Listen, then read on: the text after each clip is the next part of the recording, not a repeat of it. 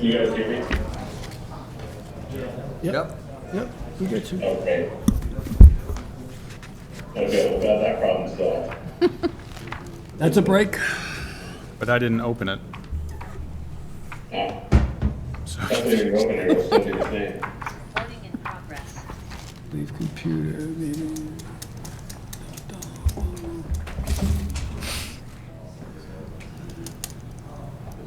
Hey, Drew, can you hear us? Okay, good. Yeah, I can hear you. Okay, Perfect. Ready? we're good? All right. Everybody else set? We're good? All right, let's make this happen. We need that on-air thing. Is he set for us? Yeah, We're we're good? on here. Yeah. Okay. Good evening, everyone. I will open up tonight's Conservation Commission hearings for Thursday, May 8th, 2025, Aquiet Meeting Room, Mashpee Town Hall, 16 Great Neck Road North. Our meeting is being broadcast live on local channel 8 and 1072, and also streamed live on the Town of Mashpee website. This meeting will also be available as a hybrid remote Zoom meeting with the ID and passcode provided on the agenda. Before we do begin, if you would like to join me in a pledge of allegiance, please do. I pledge allegiance to the flag of the United States of America and to the republic for which it stands, one nation, under God, indivisible, with liberty and justice for all.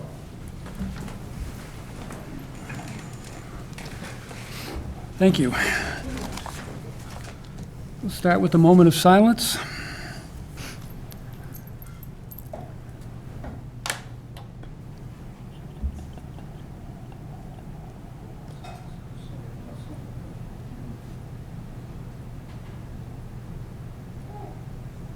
Thank you.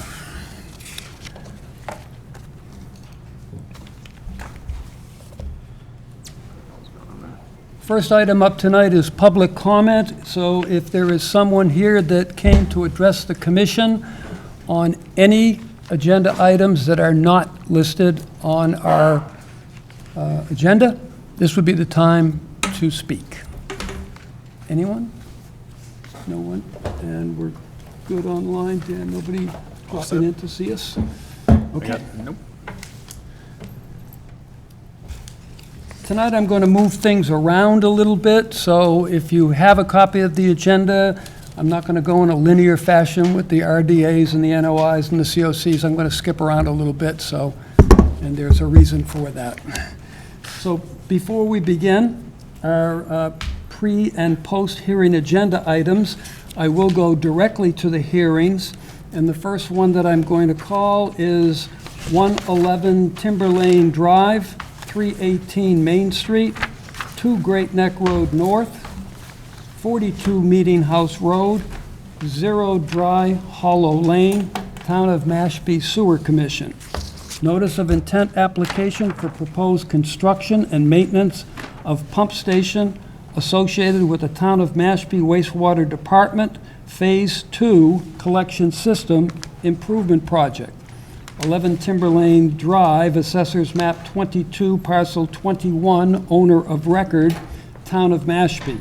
318 Main Street, Assessors Map 36, Parcel 45, Owner of Record, Town of Mashpee. 2 Great Neck Road North, Assessors Map 36, Parcel 15, Owner of Record, Town of Mashpee. 42 Meeting House Road, Assessors Map 36, Parcel 31, Owner of Record, Town of Mashpee.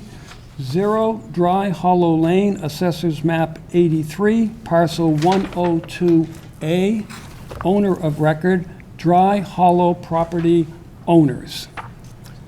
Good evening, gentlemen. If I could have your names for the record, we could begin. Good evening. My name is Eric Woodbury. I am a project engineer with GHD. I'm Mark Drainville with GHD. So Thank you. we can jump right into it. There we go. So just tell me what plan you want, and I can hop right to that one. Oh, okay. So if you go to, I had a slideshow prepared here, but if you can jump to C605, or this is fine. Yep, so this is C101. So this is the pump station that's located at 111 Timberlane Drive. And so you see here that, you know, the stormwater management facilities are designed to statically store and treat runoff from the 25-year storm.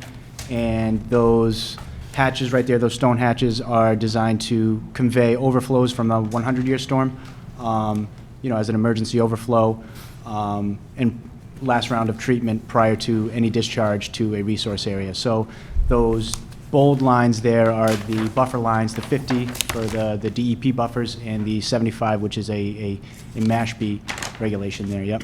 Hold on for 1 sec. Sure, I'm sorry, yeah. I'm sorry to interrupt, but do you want us following along? That would be up to you. I would recommend in the sake of a lot of I just want paper. some direction on. They are also they are not just in the binder, but they are there, but they're also on the screen up top, so you can follow along up there as well. In other words, you don't want me to undo this whole thing? It's your discretion if you want to and how much noise you want to make, that's all. Looking for permission. Yeah. All right, Sorry well, about that. I'm You going to can follow along and assume that I know enough about it that it'll make sense. Sure. I'll try to be as descriptive as possible. Okay, I just don't want to be out of it. Sure. So you see there that the entrance, the cut there, yep, so the entrance, and there's a hatch, the driveway is also pervious paver, so they're grass pavers, which will also allow a little bit of treatment and some infiltration capabilities for any runoff. During construction, while these are being built, some temporary basins will be constructed to, you know, and runoff will be directed to them. So we're not just discharging, you know, construction period runoff directly into the wetland. And proper sediment and erosion controls will be put in place. The dashed line, the bold dashed line that surrounds the site there will be silt socks that will, you know, filter any runoff prior to any discharge. And that's pretty standard for all of these sites. These stormwater controls and sedimentation and erosion controls will be present on all these pump station sites to make sure that we're protecting anything. Any dewatering activity that occurs, not only from the pump station, and we've discussed this before at a prior meeting, but also for the linear piece of the project. Any dewatering that occurs will be filtered through a filter bag on the end of the dewatering hose and directed to the town's drainage infrastructure where available. And on those catch basins, there will be silt sacks to further filter that runoff or that dewatering.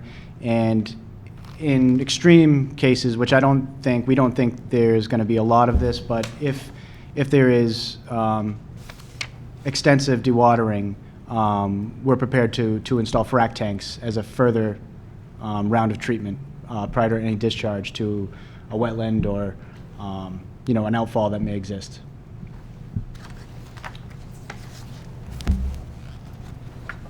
And we actually have some details available for you guys to see on sheet. Some of those details, sedimentary. So if you go to C501. C501.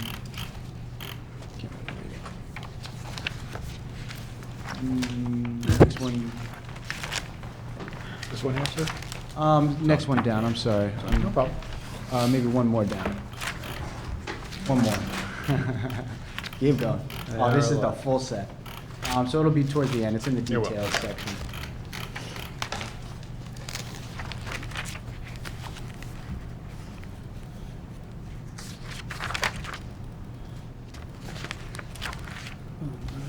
Getting dizzy, Dan, stop it.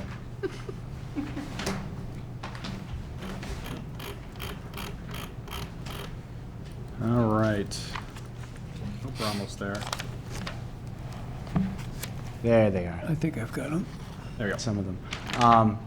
And I kind of skipped ahead here, but these are the actual stormwater SCMs, the small-scale stormwater control measures. So we're planning on those, those stormwater bioretention areas. They're also going to serve as infiltration. So right now we plan on just having fescue grasses on the side slopes to slow down, to attenuate some of that flow, and then letting it naturally infiltrate. We'll get some nutrient removal and phosphorus removal through the soil and the plant media there. And then anything that fills up past that, that 25-year mark will then be directed through that emergency overflow, the emergency spillway, which is riprap and some trap rock prior to any discharge. So that's the primary treatment measure. It will be collected in just a deep sump hooded catch basin, and then piped into a flared end section on the side slopes of the bioretention areas. And those will mainly be serving the gutters, the roof leaders from the pump station to the electrical building. So those will go through the roof leaders, enter the catch basin with a pipe invert, but we'll also have a grate for surface flow, and then discharge into the retention areas. And again, this is standard for all the pump station sites.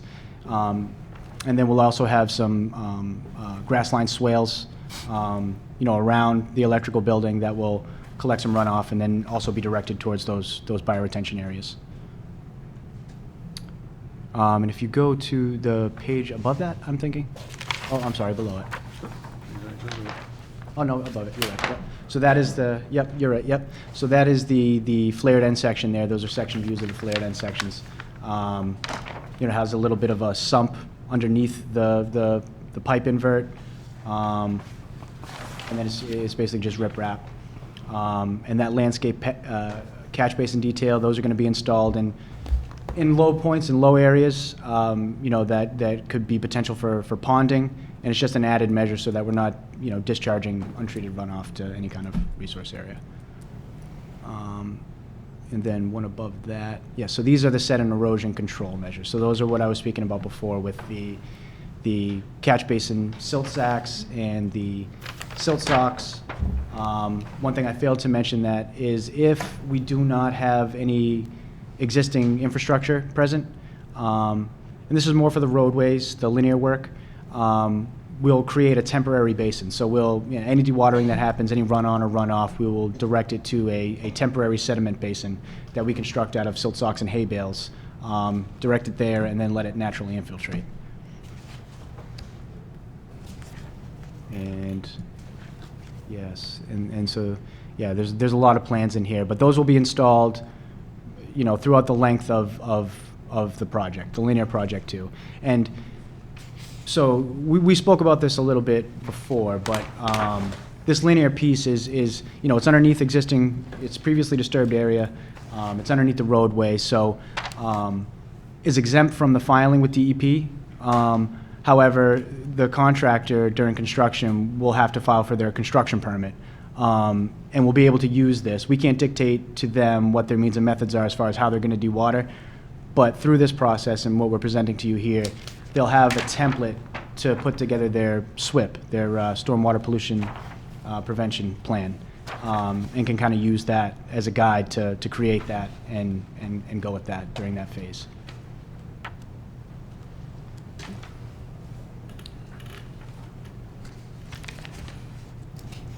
Yes, again.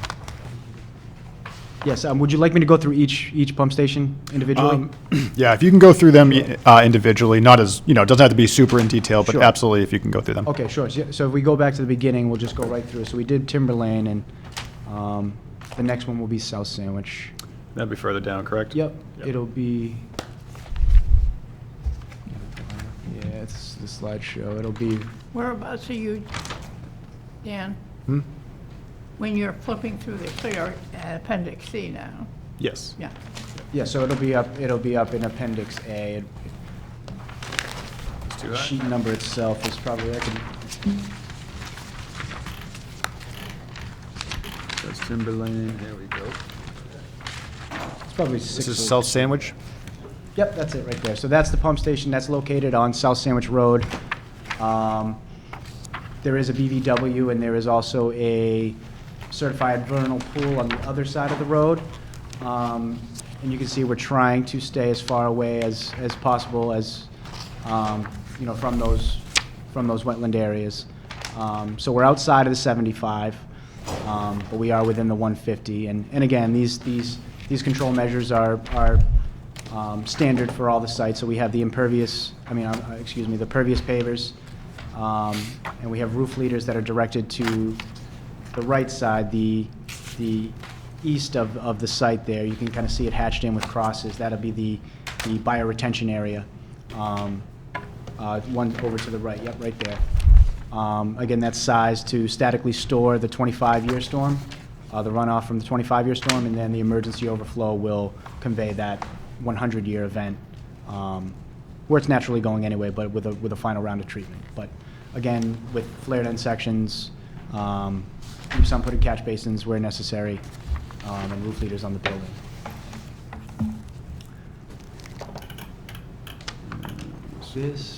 This is the Main Street pump station. So this pump station we added to the plans. This isn't in any kind of wetland or resource area, but it is in a historic district. It is,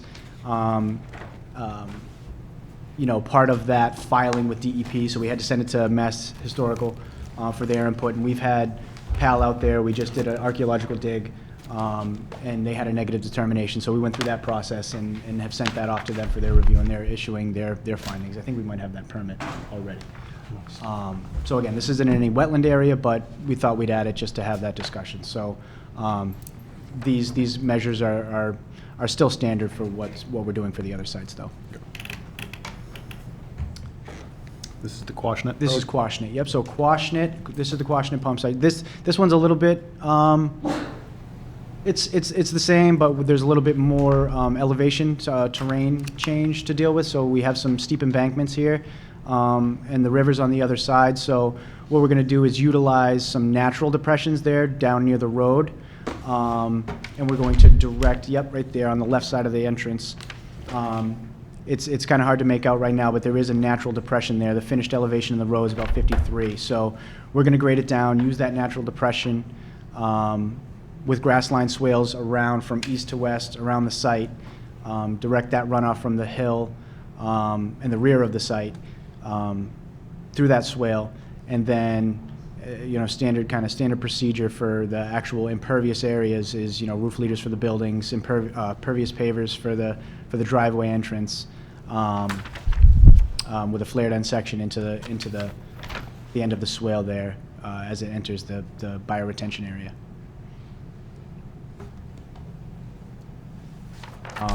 Oh, I will add too. So on that detail sheet that we kind of looked at, there was an erosion control blanket. So anywhere that we disturb, so you see that side slope there on the east of the site. Anywhere we disturb an existing embankment, we're going to install you know, the appropriate protections and restabilize that slope with an erosion control blanket, a natural vegetation to restabilize that anywhere we disturb it.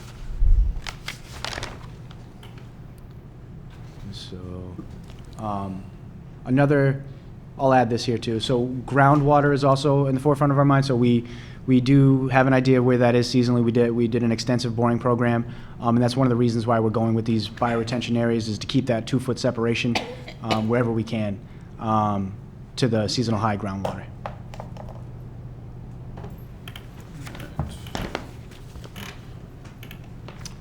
So, yep, this is actually the E2 pump station, but this is off of Jack Bond Road, and similar to the last, we're going to use a natural depression to the rear of the site, to the northwest there.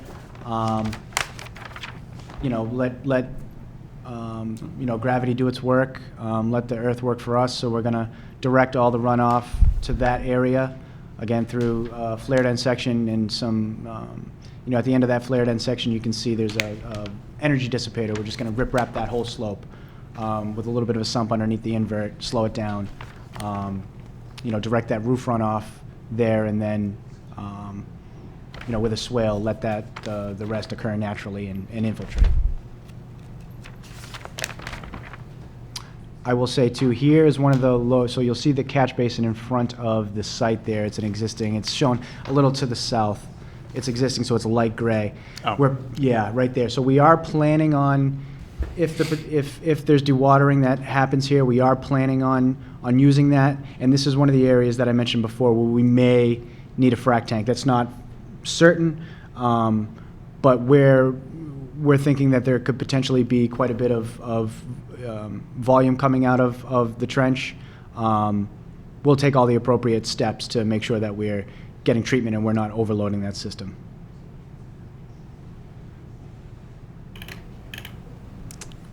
And this is just this is an example of one of the linear plans that shows some of the erosion control with those silt socks around the trench, not only to control the runoff occurring from construction activities, but also the run-on into the trench.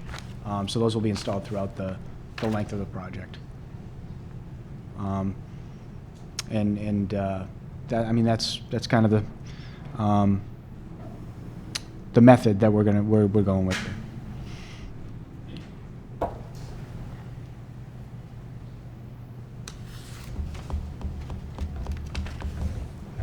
And I think that, yeah, I think that concludes our presentation. Okay. Mark, is there anything you would like to add at this time, or?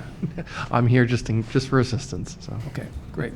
So I will go to commissioners first for any questions or comments that you might have. Okay, I'll start. Quick question. I notice on the notice it says 0 Dry Hollow Lane, but then all your plans say Jack Bond Road is, and the plans don't show any, I know there's dry hollows on the other side. Is that? Yes, yeah, that's just the way the parcel is in the assessor's maps and in the assessor's database. That's how it's listed, was 0 Dry Hollow Lane. It's off of Jack Bond Road, but that parcel kind of extends all the way back. It's quite a large parcel, so that's why that it's shown on Jack Okay. Bond Road. Yeah, so it is a little misleading. That's what I thought, Yes, but yeah, I yeah. figured I'd just go Yes, for yeah. clarification. Okay, the other question is, I understand how you caption a lot of runoff and erosion control, but I'm not seeing any planting plans with these Sure. pump stations. I see fencing around some of them. Yep. The one in Timber Lane doesn't have any fencing, and so are there any planting plans can be presented? Yes, there will be, and we can get those over to you. So the team that's putting together the pump station plans, we kind of put together this packet specifically for this purpose, and that's something that's still coming to 100% as far as what plantings the client would prefer.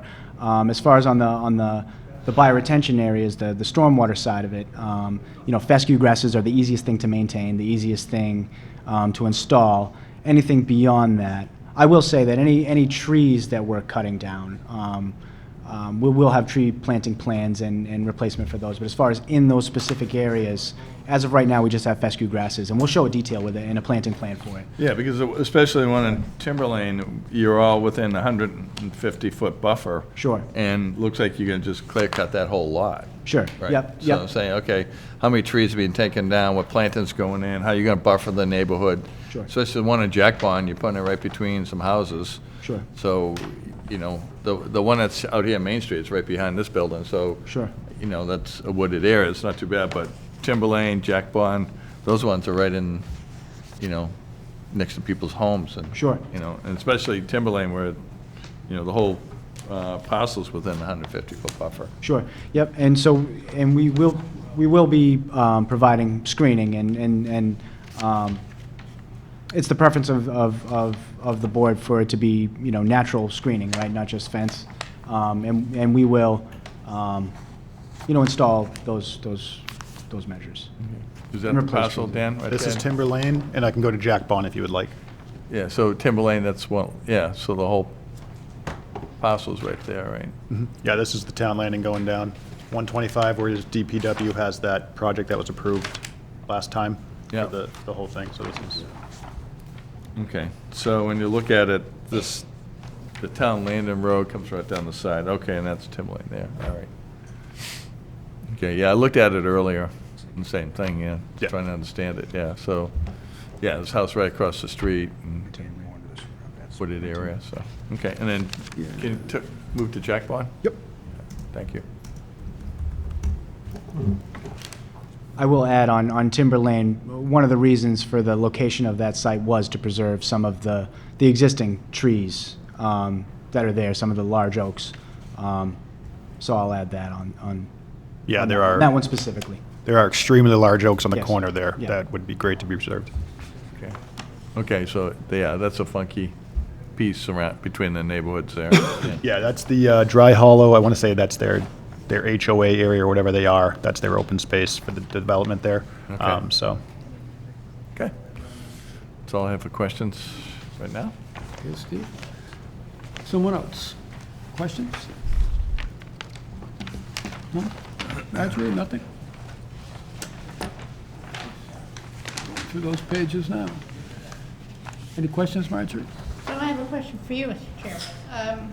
What would you like in terms of timing for us to do as a commission to be moving throughout all, it's such a complex project, obviously. Several of them, yeah. That's an understatement. What would you set as a goal for us to do on a weekly basis here so that we'll focus on the regular? Well, the planting plans are, those planting plans are critical. I would certainly want to see what is being proposed. Okay. Once the structure's in place, especially for privacy screening. And also for the retentions of the soils that have been disturbed, you know, the various species that we would like to see. So is this the time to do it now? Well, I kind of hoped we would have a planting plan. Did you say, Eric, that It's in Does development. exist? Yes, it's in development, yep. in development? Yes. What does that mean, though, in terms, I don't mean to be a pain in the butt, well, I do, really. Well, sure. What is it in terms of Sure, timing? as we kind of get closer to the bid date, just some of those final touches as far as, so the site plans are put together, and that entails a lot, you know, with mechanical and electrical, and a lot of different disciplines are I know. are involved, right? So some Yeah. of those final touches are happening as we speak. So that's that's an imminent thing. So as far as in development, the site plans are set. Now what plants are going to be planted, those are discussions and things that are happening right now. So I'll say imminently. Imminent. Imminently available. Okay, see you at 9 o'clock tomorrow morning? Well, I don't know about that imminent. No, okay, I just want to sort of get a sense for order of business and what we should be prepared to take a position on. Yep, absolutely. Other questions? Neil, Shauna?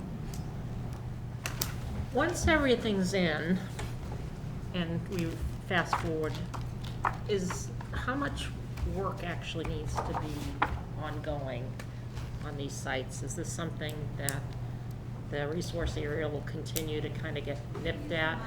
Oh, sorry. So the question is, once the plants have been established, how much ongoing traffic and kind of activity will be going on these sites? Evening, Jared Meter, wastewater superintendent. So on average, the sites get a visit each day. An operator will come in, they'll walk throughout the building, make sure everything's running, nothing's in alarm, do a quick outside check, make sure there's no vandalism, nobody tried to force open a hatch, anything that's safety. So at least once a day, somebody's out there walking around. We also clean up the site if we see trash, things like that, because that's a direct reflection on us, even if we didn't put it there. So pretty much every day, somebody's going to be there at one point or another. But there wouldn't be ongoing construction or maintenance or No, the tweaks only to time, the design? occasionally, things do break, but Okay, yeah. being a brand-new system, that'll be hopefully years out. Don't want to jinx myself, but hopefully years out. And then usually, it's very rarely you work at a pump station.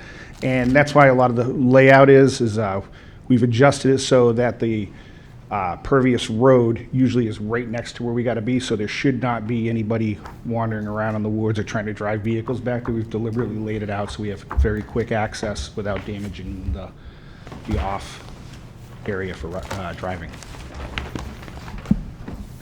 I think the vast majority of the time that you look at a pumping station, you're going to see no activity. Just a follow-up question. If there were an issue, pump failure, is there an alarm system on that? And would that be audible to the neighbors, or is that something that you would just be electronically notified? How does that work out? Yes, these systems are going to be connected to what we call SCADA. Back to the plant, there will be an on-call operator 24/7. So if that call comes in, there won't be an alarm, there won't be lights flash or anything like that. We'll just get a phone call, we show up. Ideally, we like to sneak in and out with nobody ever knowing. Okay, thank you. While commissioners are still thinking about a question, I'm going to ask you, Eric. When you were covering the Timber Lane site, you had mentioned the bioretention detail, and it was geared to a 25-year storm frequency. Yes. Do you have the same standards for these other Yes. areas for each lot? Yes. Do you feel as though 25-year is sufficient? Yeah, I do. It's actually quite a bit of volume versus the amount of impervious area that we have. And, that's the storage number that was calculated, that's below freeboard. So that's statically storing, so assuming no infiltration. So if nothing was draining as it was filling up, the 25-year event would fit inside that basin. Which that's not going to occur. So as it's filling up, it's gonna be draining. So that 25-year frequency and the volume that's associated with it is pretty conservative actually. And then that emergency overflow will also, in a 100-year event, will prevent large-scale erosion, especially on some of those steep embankments. And for those that might not know, do you have the amount of inches of precipitation in a 25-year event?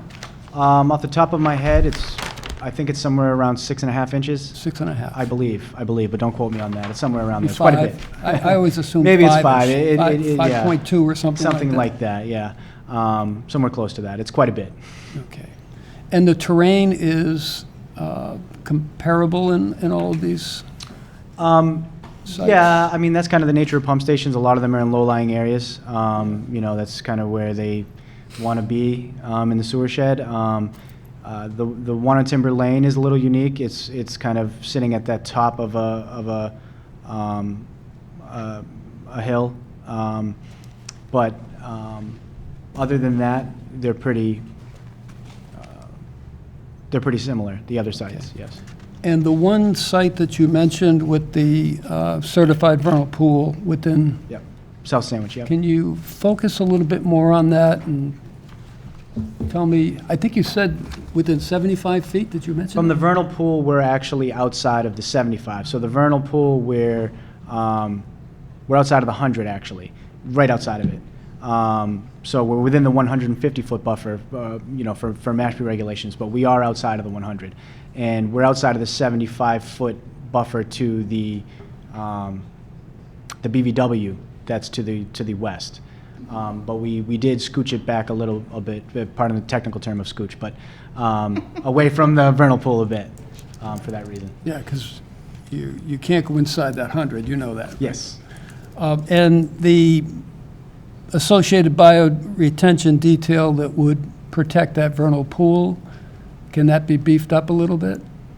If it's Just in case? Sure. It can be sized at a 50-year storm. I'd be more comfortable seeing that.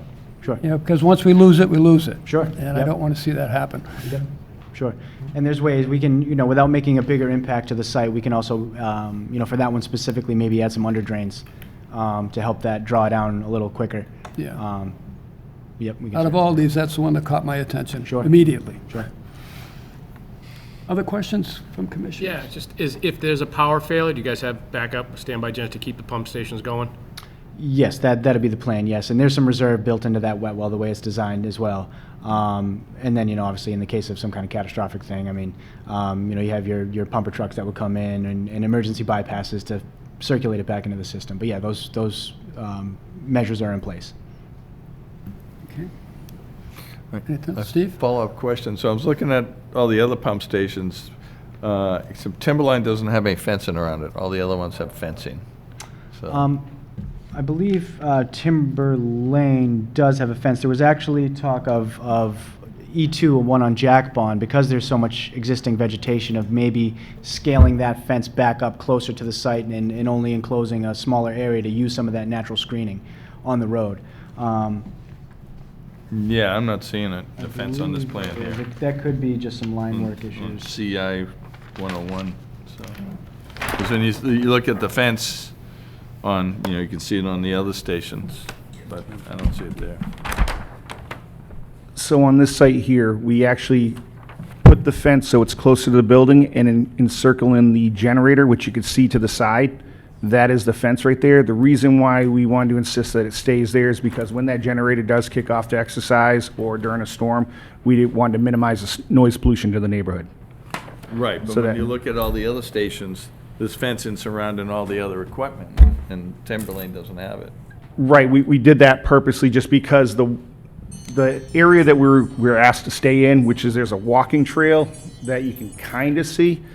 We were trying to not encroach upon that. Plus, in order to get all the bioswales and everything like that, the fence, it would have looked horrible, and it would have been left, right, just trying to get around everything. So this was the best way to meet the request that was made from the Conservation Department to fit it into this area. But the one thing we didn't want to sacrifice is that around the generator, just because the noise pollution mainly. It is gonna exercise once a week for a half hour in the middle of the day, and I just want to not have anybody complain about that. All right, so what are the reason for the fencing around the other pumping stations? Just site security, but you'll notice in the current phase we're in now, Phase 1A, if you go out to Brewster Road, there's going to be no fence at all.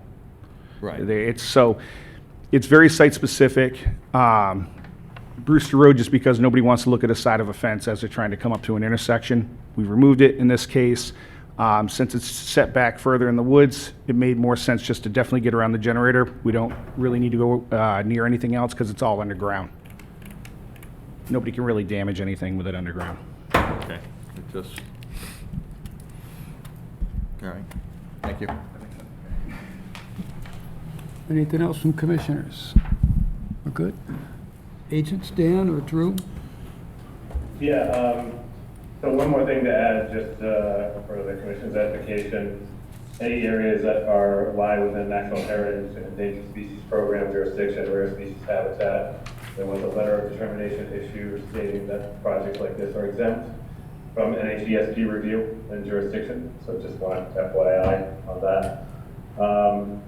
Regarding some of the comments about the planting plans, and I don't say this to say that they're dismiss the importance of them, but the details as far as that were put forth as far as erosion control, minimizing impacts to the buffer zone, and impacts to wetlands, I consider to be the primary concerns regarding this project. And I'm confident that a planting plan will be forthcoming, but I don't think it should hold up deliberation or decision, respectfully. No other questions, no other comments. Okay, thank you. Dan, is there anything you would like to add? No, I do understand. I know there's questions with the fence that I do get. I do know from talking with the superintendent of wastewater and some of the staff that is site-specific based on the neighbors. So I would imagine if there was any concerns from the neighbors, you would accommodate that, or if you already haven't, quite frankly. So I just wanted to cover that. But no, other than that, this is a I don't want to say it's straightforward. It's a very large project. But what you have before us tonight is very straightforward. They are in buffer zones to wetland resource areas. There's no question in that. But from my understanding, the pipe itself is going to be sealed. There's going to be no injection, nothing into the ground. It's just a transfer station, literally. So yeah, I have no issues with that, and I think this is a very strong project for the phase we're in. Okay, thank you. I'll go out to the public for any questions or comments that someone has. Yes, sir. If you would come up, please, and So give your gentlemen, there's name going to be for some the public record. talking. They might want to sit there, just so you know. Yes. Thank you. Hi, I'm Mike Monahan, 36 Jack Bond Road. I think my house is probably going to be within 100 feet of that pump station, so I'm a little bit, I guess, curious as far as what is the size of that station, is it like a shed? Is it like a, I mean, two-story building? It's not very large at all. It's, I think it's under 200 square feet. So essentially the size of a shed. 10 by Not 20? very- Yeah. And because I've never been near a sewer pump station before, if I'm sitting out in my backyard, are we gonna be able to hear this? There is some noise pollution, but it's not going to be 24/7 all day long. You'll hardly notice it is there. So normally, you won't be able to hear the pumps themselves. The only thing that you may hear, which wastewater superintendent mentioned, generators will be exercised once a week for a brief period of time. That's the only routine noise, but that is not extremely noisy. Those are going to have noise reduction measures provided on them. So it's not intended to be a noisy situation. at all. Once a week? That is a once-a-week exercising. And the turn it pumps on, are yeah, inside, yeah, I the guess. pumps are actually, they're in the ground, in the water. That's not something you would hear, so. And I guess the other question would be, because that's, I mean, the lots are only 75 feet wide, right? So my lot's 75, the guy next to me is 75, and then there's the pump lot. If he's 75, I don't know, but then there's the pump station. I don't know, like, what's the setback from his property line on that? Because there's not that much space between, have you been over there? Yeah, we'd have to pull up the. That road, Carter Road, if you look at that little dirt paper road, whatever it is, there are some houses that have access to that, but it's a really, to me, it looks like a sliver of land. So you're gonna put a 200 square foot, I know it's called a shed, right next to a house directly to the left of it, which will be less than probably 25 feet from his living room. And then right on the other side of that paper road, you have 3 other homes. So I guess I would be concerned primarily, I mean, obviously, I'm not just thinking about myself, I'm thinking about all my neighbors too. Like, it's not gonna be like one of those click-clack type of things, like it's 7 o'clock in the morning when it kicks on and, No. You're not gonna hear it. No, and actually the generator timing, it's programmed, that can be chosen. It's not going to be, what's that? Noontime, yeah, so noontime okay, exercising. on a Wednesday, all right. And I would say that, so the buildings themselves are not, they're actually meant to blend in with the surrounding area. I mean, they're going to have to be shingled, and, you know, they'll look like a little house, basically. And they'll have Is vegetation. this already existing on Mashpee Neck Road in Phase 1? Yes, there is one in Yes. Mashpee. So, Yeah, there's 2 examples in town right now you could go take a look at. Yeah. They're There's one under nice-looking little construction at buildings. Brewster Road right now. But what's the size of this building? This one looks larger than the one at Brewster Road. They're all the same size. It's just that this one's shown at a little bit different scale. Actually, Brewster Road, this is before you came on. So Brewster Road is actually a little bit smaller, and the reason why we did that is because of the traffic in that area. If we'd gone bigger, nobody would have been able to see. So we went smaller and lower. This is the exact same size as you see on Falmouth Road and on Mashpee Neck Road. Rodney put in a requirement when we started this project that he wanted every pump station to be the same. He didn't want to have just weird designs everywhere. So if you go to the one on Falmouth Road or Mashpee Neck Road, you'll be able to see exactly what you're getting. Okay, yeah, I've seen that one before, the one on Mashpee Neck Road. So you'll be putting some type of vegetation like arborvitaes or something around the outside of that? There will be, planting. There will be privacy trees, and, that's, all part of Mashpee, bylaws and part of this design. It's not going to just be clear and then you're going to see a building. So there'll be vegetation and plantings around there. Yep. Okay, good. And then what's the time frame for starting the construction on this? It's approximately a 2.5-year project. Construction's probably going to start late summer. Late this summer and then 2.5 years Yeah. from there? It would take about 2.5 years to complete, roughly. For the whole project? You're talking about Correct. to come Yeah, all the way down? I couldn't tell you when each pump station would get built. That's Yeah. the contractor sequencing. So that's the rough time frame for the whole project. During regular working out, obviously during regular working hours, it's not gonna, ruin the peace of everybody who's living right there all day long. It's regular, daytime work hours, correct. Okay, all right, thank you. You're welcome. Thank you. Any other questions from the public? Okay, hearing none. I would ask for a motion. Okay, Mr. Chairman, make a motion for a close and issue for 111 Timberlane Drive, 318 Main Street, 2 Great Neck Road North, 42 Median House Road, 0 Dry Hollow Lane, for Town of Mashpee Sewer Commission, with the condition that planting plans be presented and worked out with staff. And us as a commission, do we want to see planting plans? Well, we certainly want to have them for the record. Right. Yep. So, Yeah, we can provide them when they're submitted. Yeah, okay. But that'd be the condition Yep. on it, yeah. Okay. So, Is there a second? Second?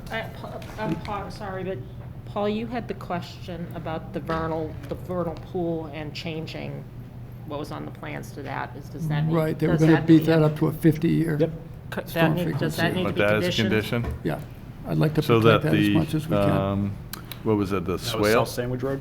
Yeah. It, Or the bioretention? It was the bioretention? The bioretention area. On right. which project?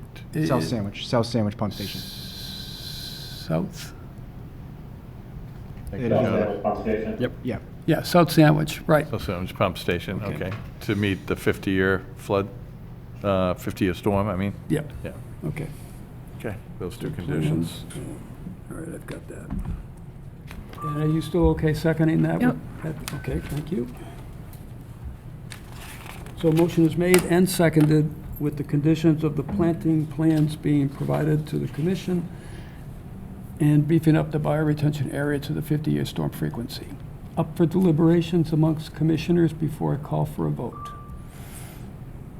Any further thoughts? We're good? Okay, roll call vote. Steve? Yes. Marjorie? Yes. Sandy? Yes. Rich? Yes. And I vote yes as well, so that motion carries unanimously. Thank you, gentlemen. Thank you very much. Very much. So will you be coming every 2 weeks for 2.5 years? No, thank I you. just want to know ahead of time with a lot of read. We don't expect to. Okay. Move along here. Thank you. Thank you. I'm going to go back Faster and cheaper, to, so more can get done. I'm going to go back to the pre- and post-hearing agenda items under discussion for the GHD soil bore I feel like I'm test, not doing my job. 0 Evergreen I Circle. understand about 20%. Just wanted, Can you while assist you're with that? here, so you don't have to wait around. All right. Can you assist with the 0 Evergreen Circle discussion? Yes. Okay, excellent. Yes. Thank you. Okay. So, So which one did you go to? I apologize. 0 Evergreen we're going to Circle. take a look at this soil bore test for 0 Evergreen Circle. This is not a construction, this is just a soil boring test for that particular lot. This is an unusual week. This is a pre-post discussion, and since they're still here, Yeah, yeah, they're yeah. discussing it, so No, that's no, all. I understand. Take That's advantage right. of it. Oh, we're over here. So, do you have the memo that I sent, or would you like me to share it? It was shared with the commissioners. Yeah. Okay. I will say that. So Let me if you double give me a check, see if I have moment, it. What fees are you in? I'm not in. Pompanesett is not in any phase right now.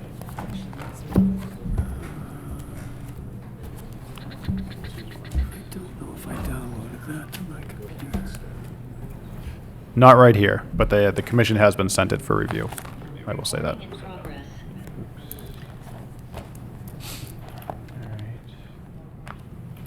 Okay. One of the questions that I had, Mark, in terms of discussion, yes. this 0 Evergreen Circle has a conservation restriction Yes. on the property. So are you familiar with the changes, the current changes for Article 97 at all? Because I know there's been a lot of talk Generally- up in Boston. Generally aware of that, yes. Could you fill the commissioners in a little bit on what Article 97 used to be for many, many years and what it's kind of moving towards now and the, I'm probably not the best person to do that, but my understanding is that it was a full you could not utilize any property that was Well, there was some Article 97 restricted. stringent steps to go through? Sorry, yes, correct. It was very difficult. Now, my understanding is that there is an allowance for utility work of some sort. I don't know all the details, but that's a brand-new allowance, I guess, on properties like that. So I'm sorry, that's the extent of my knowledge on that. You know, for the commissioners, I can provide the Article 97 language as it existed for many, many years, but there's been so much discussion up in the State House and with the governor of changing those requirements. So before we inch down the road of any soil bore testing on conservation restricted lands, I think we need to bring ourselves up to speed on exactly where we are today. Because if they get the successful bore that they want, obviously they're going to be coming back for a proposal of one kind or another. And then we're going to have Potentially, to yes. grapple Yes. with 97. Yes. That's my thought on it. And I can touch upon the change very briefly. So there was a change to Article 97, I do believe it's already active. What it was that with this land, they were running into issues with utilities, mainly for wind. So what the change was is that Article 97, the town could only request change of use on the land. That's how it was in the past. The way it works, well, the way it's looking at it's going to be working now is that contractors, representatives, private individuals, things of that nature can request change of use for utility purposes. So this is a utility purpose, so that's why this would be in line with what the change is. So that is how it goes. So it can be requested for a change of use while maintaining the conservation restriction on the land. So that is possible now, just so you are all, it will be possible, if not now, very soon, just so you are all aware. So that would allow GHD to request a change of use on the land, and then we would go through with the holder of the conservation restriction to facilitate the rest from there, so.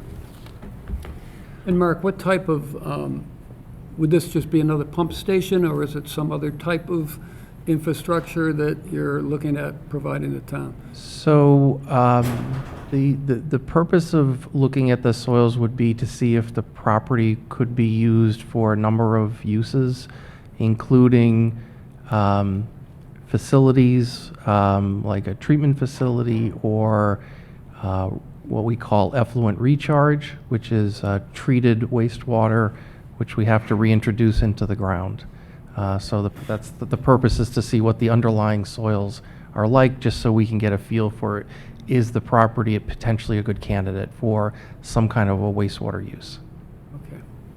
And the intent would be for this initial work would be to be as, to not disturb the property, but really just to get access to, if you can see, looks like there's a trail to the lower portion, right here. Dan. Yeah, see, we'd like to try and get into the trail to the left, a little bit to the left.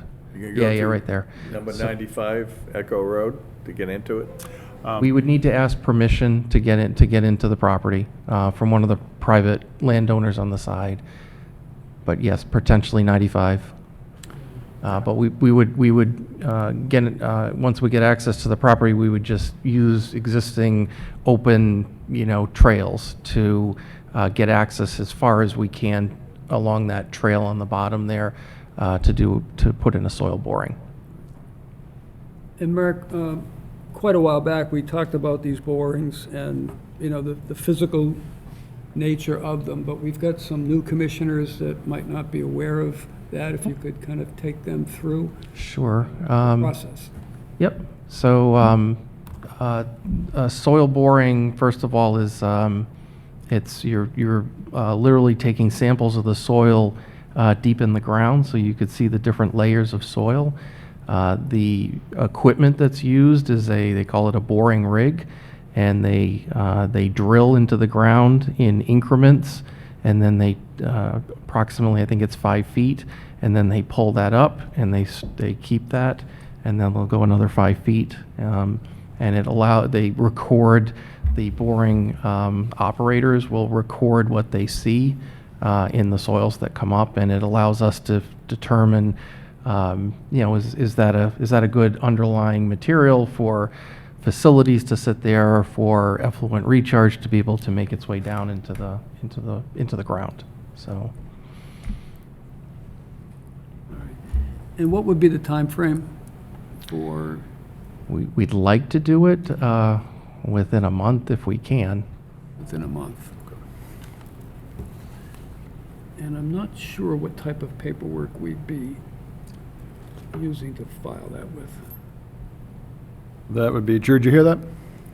Maybe Drew could shed some light on that.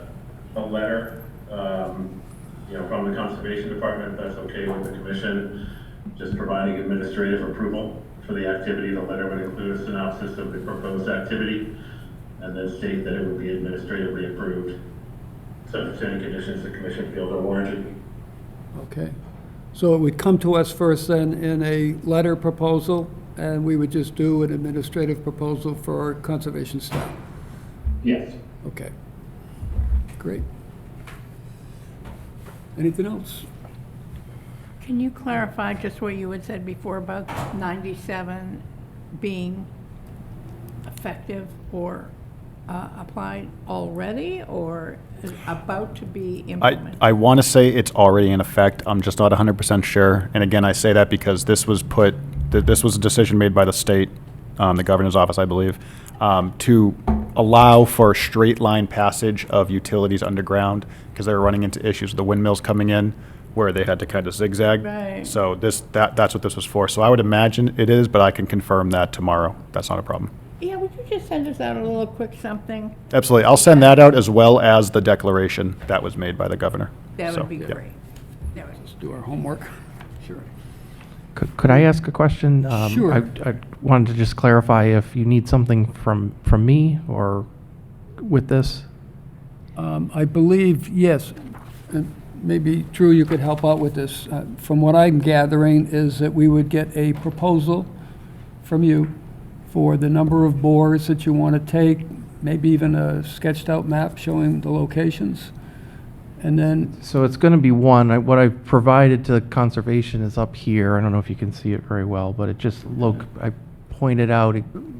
Sorry. Yep. The location right there. Dan has it there. It's just a single boring, just a single one. just one. That's all you need? That's it. Yeah. So So- this just outlines that. My question, it looks like it's in a wooded area?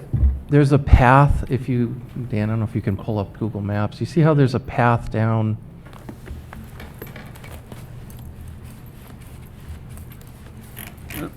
Go all the way down. Yeah, so this path here, Yeah. let me give a very brief history of this property. This property is conservation land. It did have over here you can see a clearing.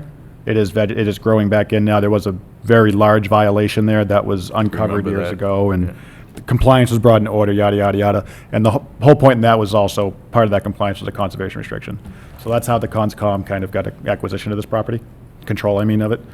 So this is, if they were going to go in and make one soil bore compared to what was already caused there, I don't think it would be. Right, but instead of trying to get down a narrow path, why don't you just do it in that open area next to 95 where it looks like there's a wider road going in?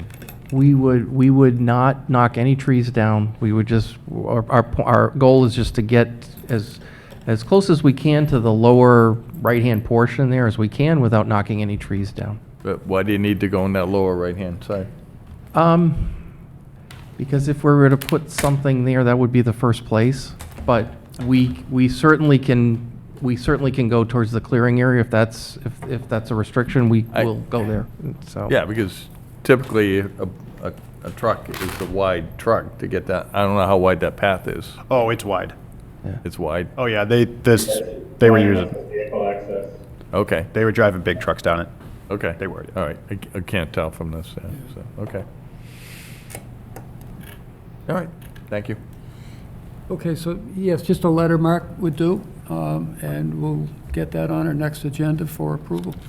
okay, all right. So I'll just send it through. Yes, please just send it to the conservation, to Drew and I, and then we'll get it to the commission and get it through from there. Okay, All all right. Thank you very much. Thank But you. this doesn't obligate us to do anything, right?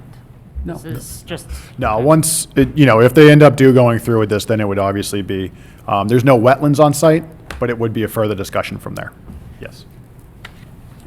Okay, thank you. Thank you. Okay. So I'm going to call the 42 Sandy Way, Charles E. and Michelle C. Tourget.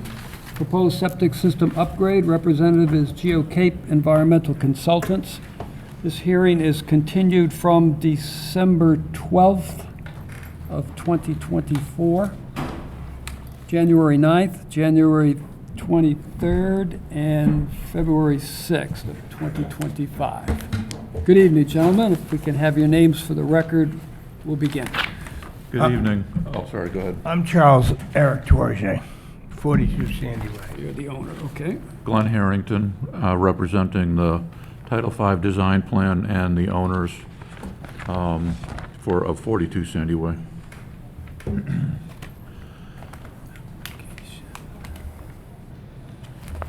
Okay, so it seems as though we have the tank up in the front of the house. Yes, this Tell us a came little back bit in about it. December, and there was a previous design plan for the septic repair, and the previous design had a leach field at the left side of the dwelling, but it was too close to the coastal bank, so the commission asked to have us look into relocating the system out to the front.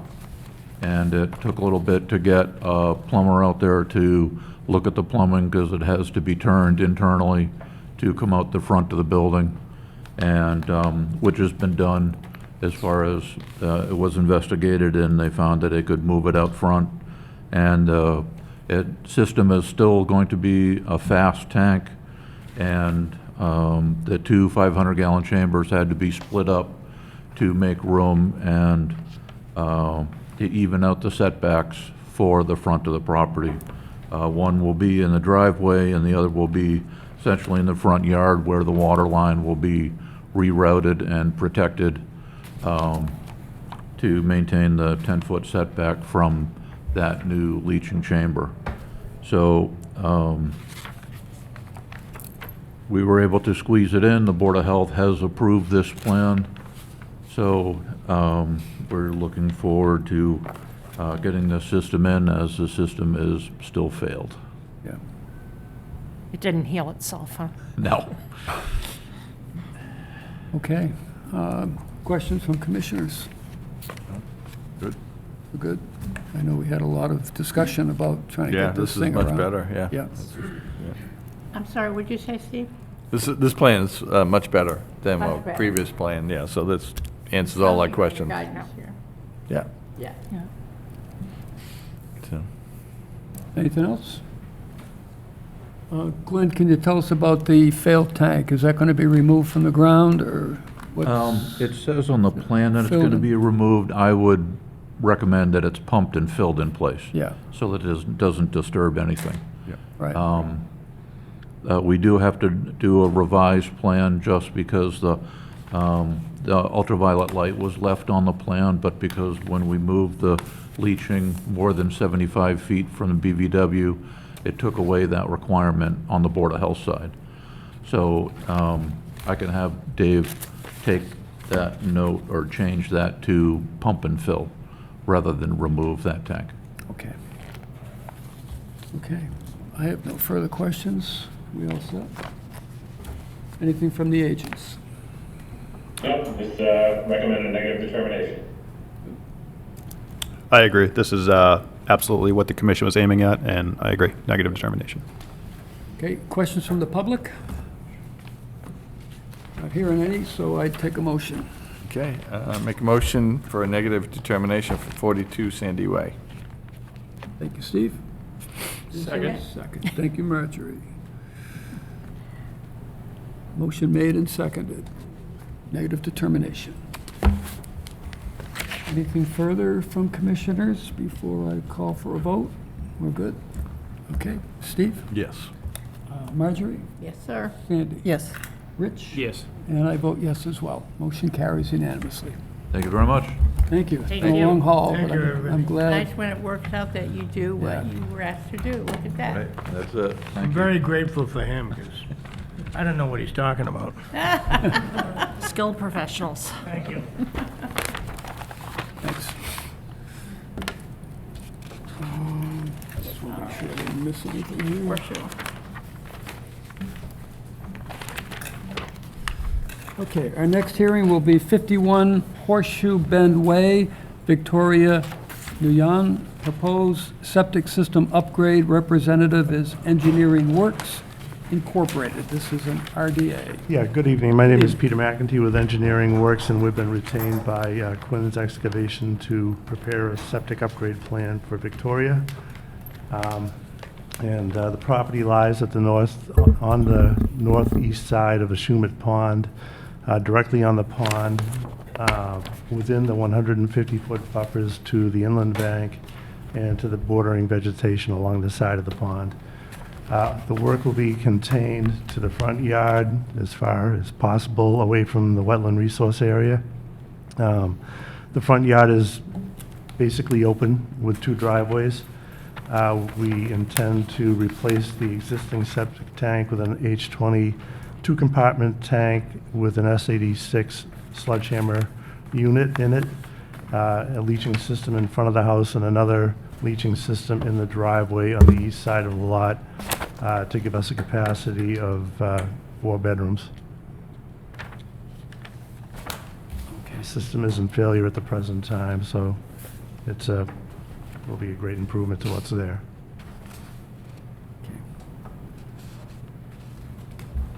Questions from commissioners? No. We're good, Steve? Yep. This side of the room over here, anybody? No. Nothing? Fixes the system. Cut and dry? Yep. Okay, then. Something from the agents? No comments. No comments? Nope, this is a very, as you said, very cut and dry project. Going out to the public for any questions on this proposal? Not hearing any? I'll take a motion. Okay, make a negative determination for 51 Horseshoe Bend Way with the condition that all lawns to be replaced be compliant with the lawn standard under Regulation 31. Okay, is there a second? Second. Thank you, Sandy. Motion made and seconded with one condition to comply with the lawn standards from Reg 31. Deliberations? Anything? We're good? Roll call vote. Steve? Yes. Marjorie? Yes. Sandy? Yes. Rich? Yes. And I vote yes as well. Thank you, Peter. Thank you. Thank you, ma'am. Thank you.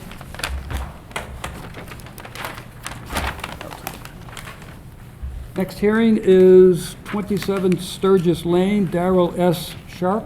Proposed installation and maintenance of a seasonally developed aluminum dock, replacement of an existing timber stairs, and repair of an existing pump house and deck. Representative is Cape and Islands Engineering. This hearing is DEP file number 433319, and it is continued from February 20th, April 3rd, and April 24th. Good evening, sir. If I can have your name, you can start. Good evening, Chuck Rowland. I'm a professional engineer with Cape and Islands Engineering, representing Darrell Sharp of 27 Sturgis Way. I hope you guys have all had a chance to take a look at the revised plan. We feel that we've met all of the comments that this commission has brought up to us. We've shortened the pier by 10 feet, so we're a little bit less water, and we feel that we meet the performance standards. We've shown 1,719 square feet of mitigation planting and invasive removal, which was calculated for the added hardscape of the driveway. We've added a berm with native planting to prevent gravel from running down the slope and off into the lake. It's also a secondary containment system, so that way the entire driveway actually is will hold any additional water during significant storm events. We've proposed timber wall to support the proposed gravel driveway. We've added drainage in the parking area. And we've added timber ties to support the gravel going up the driveway.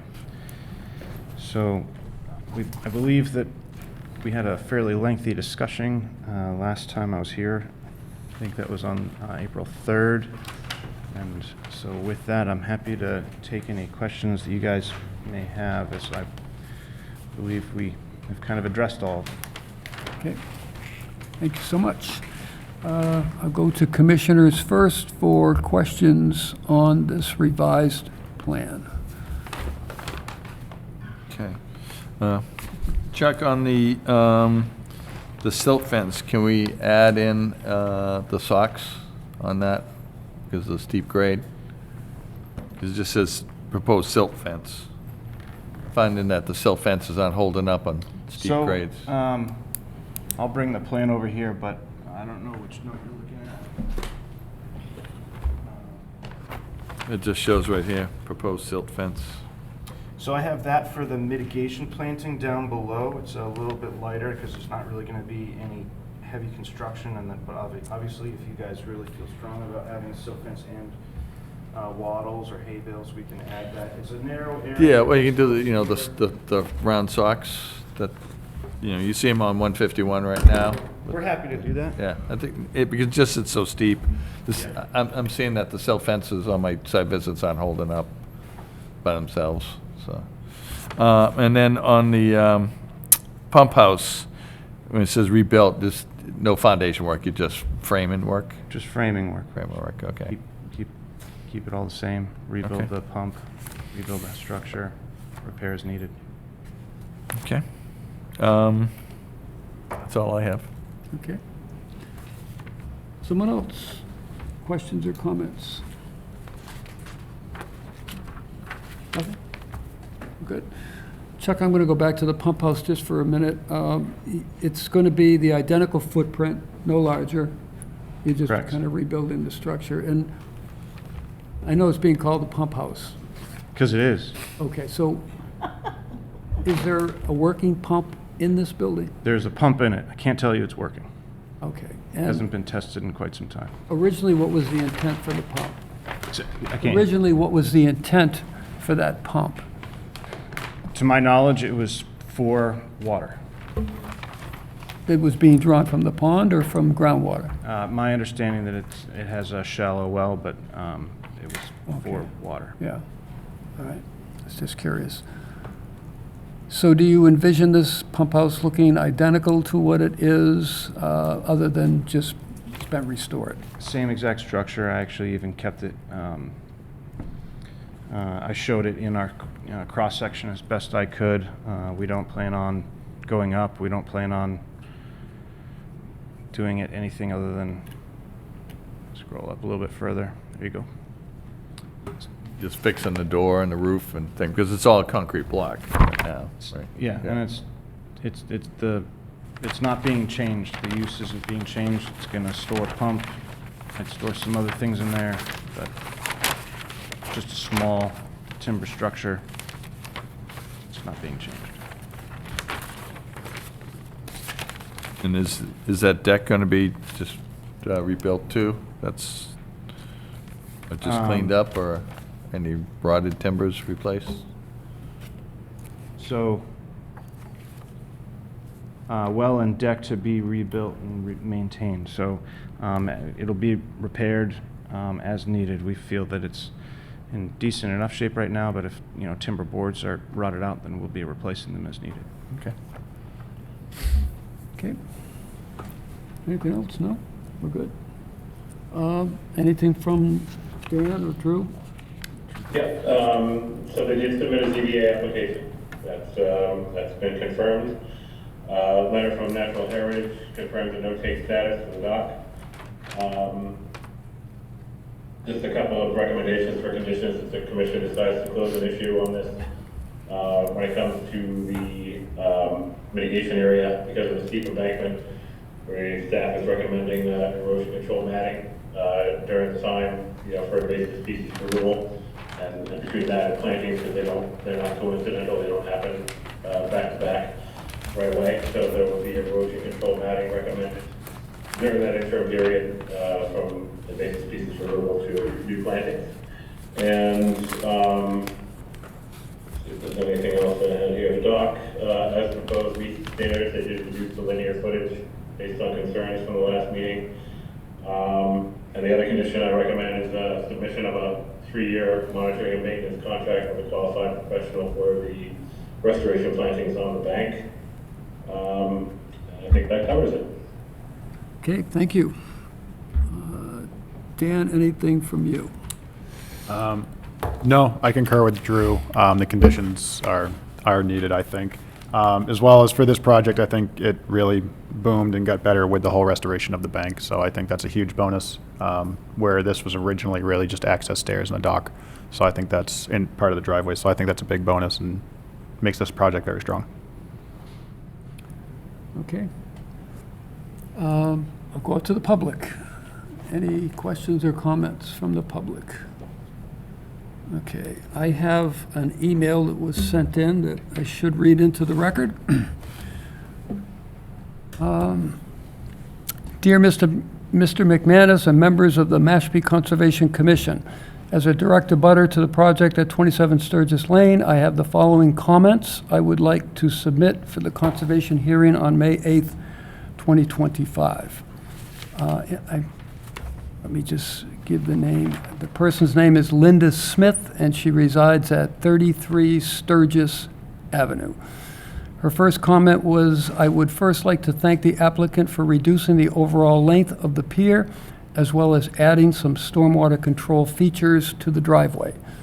Number 2, I have concerns for the invasive treatment that is proposed, mainly the lack of any planting plan, erosion controls for the slope, only silt fence at bottom, mapping/flagging, the location of invasives being removed, application/treatment methods, monitoring plan. Once this bank is exposed, following removal, it is very steep and as such will quickly erode into the pond. Planting should be done immediately after removal, not after the finish of construction. I am hopeful that the commission will not allow the removal of stumps, grubbing, etc., that would further disturb the site.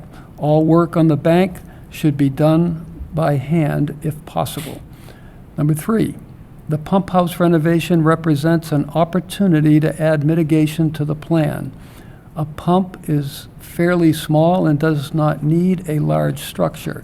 The proposed pump house could be reduced in size, which would allow a smaller structure, which is better for the bank.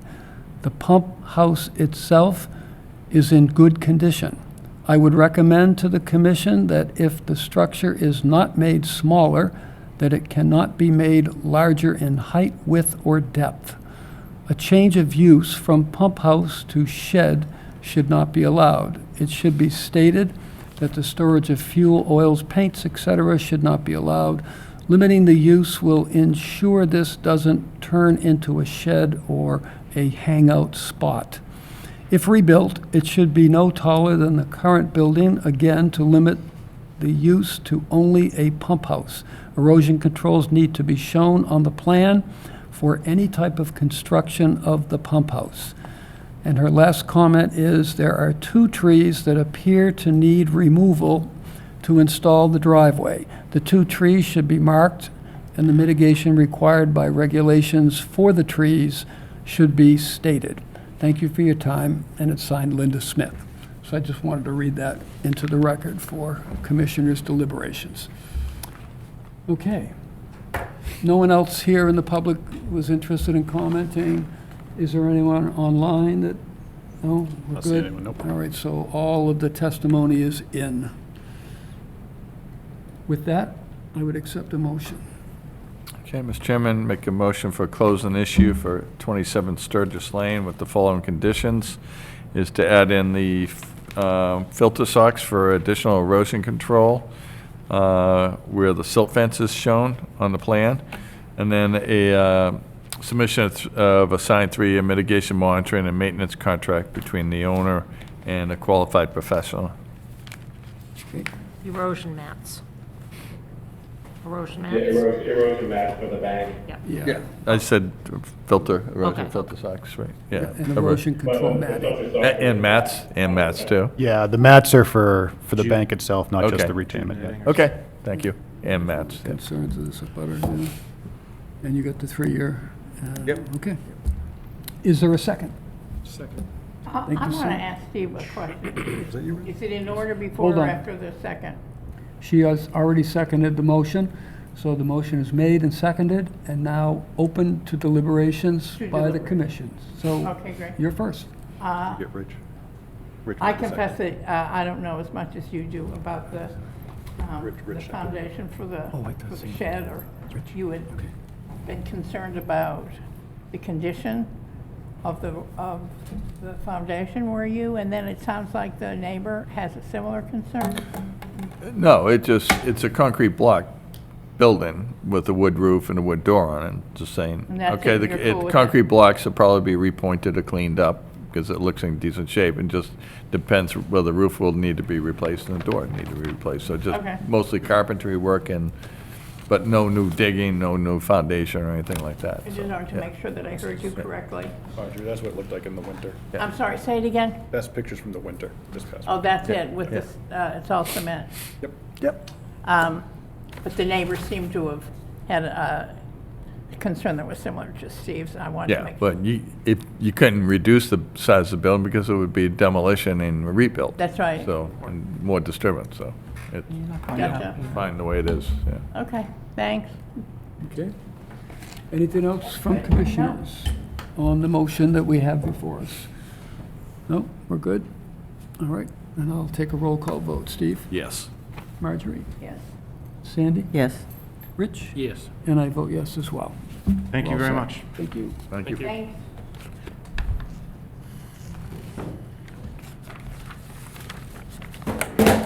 Our next hearing is 23 Cross Tree Way, Susan M. Brady, trustee, Susan M. Brady, 1999 trust. Proposed construction and maintenance of additions to a single-family dwelling, relocate steps, utilities, and associated grading, landscaping and mitigation plantings. A representative is Cape and Islands Engineering. This is a notice of intent, DEP file number 433339. The floor is yours, sir. If you can have your name, we can get started. Good evening. For the record, Raul Lizardi from Cape and Islands Engineering, representing the applicant, Susan Brady, who is also the property owner for this project. The project is to seek permission to do a couple of additions to the house. The resources on or within 150 feet of this property are Papanesset Creek, which is land under the ocean. There is a salt marsh associated to the shores of Papanesset Creek. There is a coastal bank also associated with the same water body, and then a man-made coastal bank in the form of a bulkhead.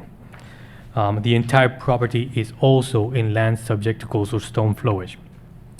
The existing dwelling is built on a concrete foundation. The first floor is roughly at elevation 10. The proposed work is to do 2 small additions to that first floor. On the plans that we submitted and that Dan is sharing with everyone here in the audience, there are 2 or 3 darker tan color areas. Those are additions within the footprint of the existing building. The one addition that is kind of below the mouse cursor right now, that is an addition to square off that kitchen dining area. Towards the front of the house, there are 2 other areas. For those who went to the site, looking at the house from the street or from the driveway, there is a curvature to the elevation of the house, and that is the stairwell going up to the 2nd floor. What the homeowner wants to do is square off that stairwell and make that mid-landing from the stairs a standard square, excuse me, a standard square addition. The other little solid addition in tan color is the front door is moving a couple of feet forward onto the porch, but again, within the existing footprint of the porch.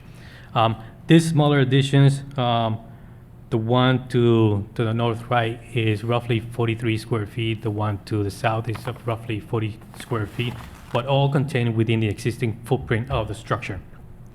On the second floor, there's going to be additional expansion above the existing development on the first floor. Because of that little addition that is happening to the kitchen area, the screen porch that exists is going to be reduced by the same 43 or so square footage.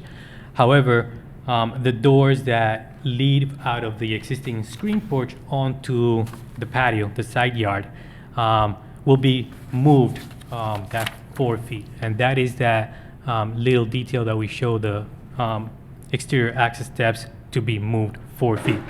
The relocation of these steps does not get any closer to any of the resources. It is still 6 feet away from the coastal bank. And in terms of improvements or reductions to development proposed, that movement of those stairs actually lands on an existing boardwalk. So when we calculate the mitigation calculations based on the Mashpee regulations, because there's an overlap of existing developed boardwalk with the proposed relocation of the stairs, there's a reduction of roughly 2 square feet in overall developed area in that buffer zone. So the project in itself doesn't trigger mitigation by increasing development area. We are proposing to do dry wells to capture runoff from the right side of the house. We're proposing a couple of shallow units with crushed stone around them to direct runoff from downspouts on that side of the house. Earlier, I had a review with Drew for this project, and in the past 10 years, the property has received a couple of permits by this commission, and both permits had been closed. Those permits have a ongoing mitigation area requirement, and on the site plan, we show an area on the back that shows native plants. And Drew was informing me that it looks like the native plant areas have to coincide with what was approved in the past, which we agree, and we informed the client about it. The client did inform us back that some of the planting that was included in that mitigation planting were cedar trees, and apparently the land, because it's at elevation, roughly elevation 3 to 4, have been dying or have not been surviving the conditions on site. But the client has been advised that that permit is still ongoing, or those conditions are still ongoing, and the mitigation area has to be per those plans. So if plants die, they have to replace them in kind. So we understand, and the client understand, that there is that ongoing condition from prior permits. But this is essentially the project that we have before you. There is no footprint increase in overall from the existing conditions of the site or the house. And if there's any questions, I'll try to answer. Okay, thank you. I'll go first to commissioners for questions or comments. I just have one question, Raul, on the, I heard what you said about no new square footage on the home, right? And on the first floor is the area right now that seems to swing around here, where it says plants. Is that plants in the ground or is that a porch? I can't tell. So for those who did not see what Marjorie was pointing at, around the front of the house, there are some areas that are called out as plants. Those are planting beds, foundation planting beds. They're ornamental plants. So that's just ornamentals. I'm not sure what they are, because when I visited the site, it was still, we're coming out of the winter, so I don't know what they are, but there's just ornamentals. I think on the photographs that Dan is sharing, you can more or less see that the site is fairly planted with a lot of ornamentals around the house, and there's shrubberies and stuff like that. So, Like so that's what. hedges. Hedges? Yeah, they have a couple There's evergreens some and hedges hedges on the there. site. I thought that it might have been an Evergreens. addition of a porch that would have thrown this off a bit, but no. No. No. Okay, I'm good.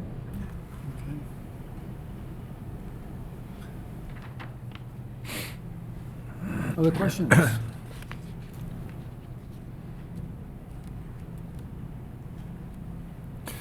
So Raul, so for these second floor additions, and then I see where you're having the diamond piers. So this, is the house supported on a foundation or pilings right now? So the main shell of the house, the two-story house, is on a concrete foundation. If you see the plan, there is a back deck, and then the second floor, and I see on the top right corner image that Dan is sharing with everybody, there's another balcony up the second floor. It's much smaller.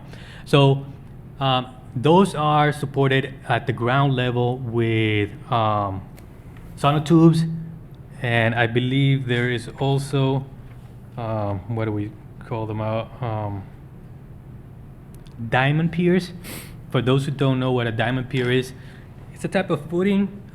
It's a precast concrete little block, and it has dowels that get driven at an angle, typically 4 dowels driven into the ground. Instead of digging 4 feet down to set a sonotube, you actually pound these dowels in, and it locks the support for structures such as decks and balconies, which is the case that we're doing here in the screen porch.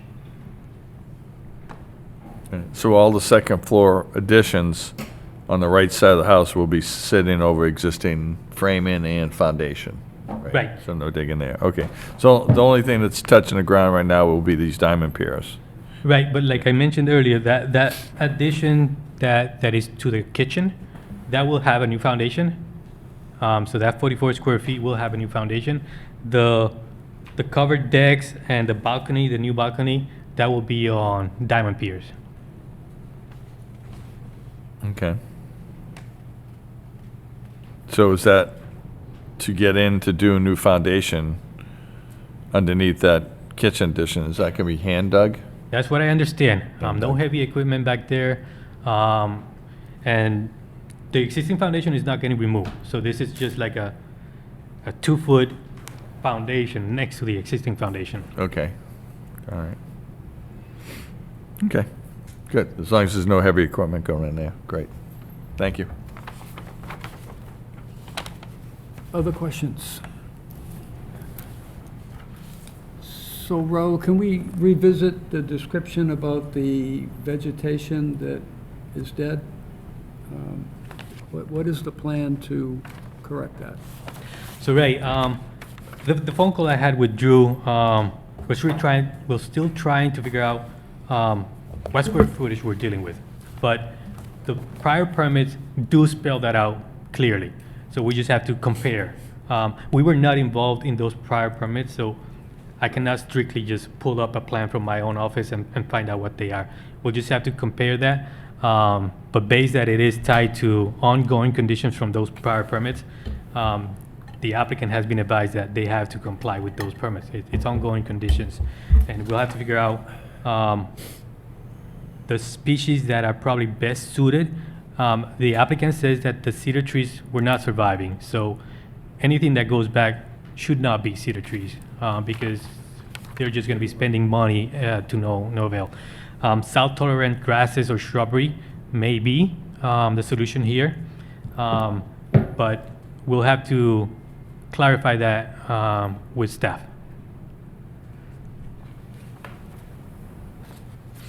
Okay, so I guess my question would then be more for the agents. How do we resolve the old order before we parade into a new one? So Or do we have to? What I would suggest is that we work with Cape and Island and the homeowner to get that as a compliance.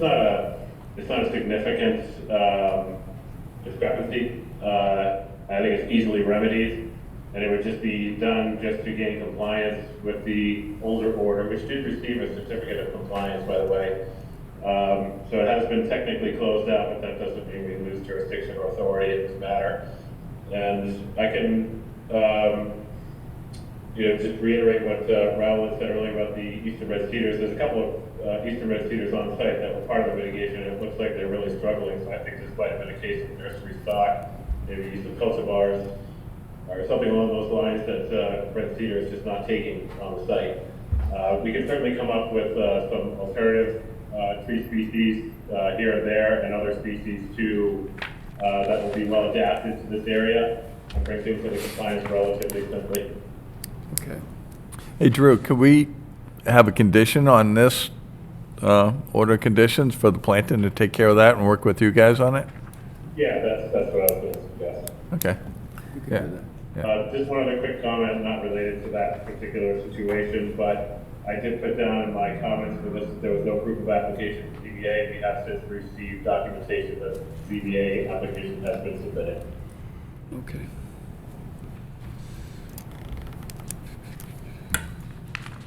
I have a question. Should we condition this with a monitoring for the new I would plantings? think we should, yeah. Yeah. If they're not taking this, what's been going on there. So, yeah, we'd want to make sure that whatever Yeah, goes in. we would ensure, and I can come up with the effective wording to ensure that ongoing monitoring of, this additional mitigation to bring things into compliance will be part of the orders. Okay. Good one, Sandy. Thanks. Good one. Yeah, if they died before, they'll probably die again, so we want to be able to get in there. Yeah, they No other would. questions from commissioners then? I'll go out to the public if there are any questions or comments. Hearing none, I would accept a motion. Okay, Mr. Chairman, make a motion for closing issue for 23 Cross Tree Way with the condition to replace the missing plantings from the previous order condition and work with staff on a new planting plan. And in the submission of a 3-year signed mitigation monitoring and maintenance contract between the owner and a qualified professional. Okay. That's it. Yep. Is there a second? Second. Thank you, Sandy. Motion made and seconded. Up for discussion amongst commissioners. Mr. Chairman, I just have one question. I probably should know the answer to this, but the waiver request submitted for relief from Regulation 25, Section C7C, is that the most recent rewrite, or is that the old? No, that's the original. That's the original. Back to 2007 or 5, but that's the old reg. Well, Okay, good. it's the current Reg 25. It's nothing to do with the new draft that I just wanted to make sure that we're we kind of were, between regs right now. there's nothing worse than having a new incoming regulation or something from the governor when we've already approved it. That's not a good thing to do. You know, Okay. and this project is very minimal. I think the only new footprint is that staircase that's been moved, right? That's about it. Yeah. So there's not much there. One of the things, just for commissioners to think about, when I read the construction methodology in the full notice, it says work will likely be done by different contractors, often at different times. Efforts will be coordinated to minimize construction time and disturbance within and around the subject resource areas. The site will be monitored to ensure the site remains in compliance with the orders of conditions and is kept in a clean state. So that caught my eye, because you know what happens when a lot of different contractors come and go, it does get a little chaotic. And my thought was, who's doing the monitoring and who's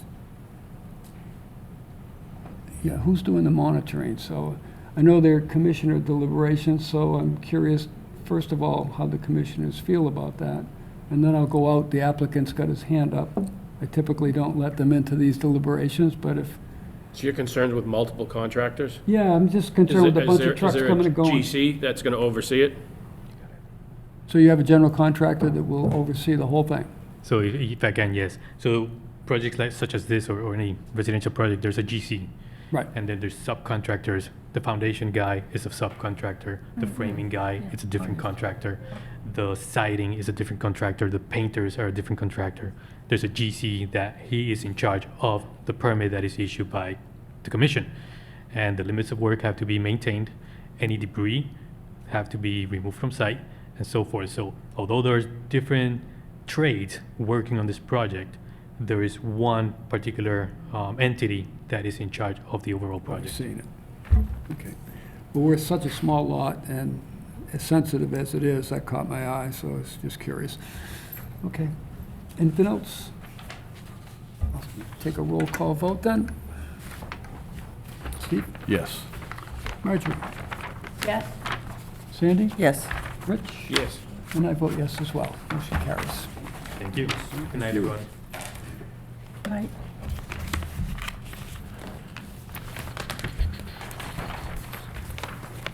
Okay.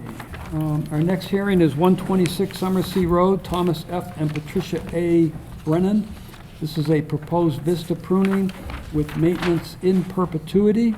Representative is BSS Design, Inc., and this is a notice of intent, TEP file number 433342. Good evening, gentlemen. If I can have your names, we can get started. Good evening. My name is Tom Bunker, land surveyor with BSS Design. And this is And I'm Dustin Wolf with Artistic Grounds Landscape Company. Justin, thank you. Dustin, I think will be Floor is yours. overseeing, if we get the permit, will be overseeing the pruning and for this vista. Okay. So we prepared we did the survey, there's a couple other permits, a house was rebuilt on the property, and so now we've located all of the trees. This is on a coastal bank, and that's why we have to file notice of intent rather than RDA for this vista pruning. It's on a coastal bank.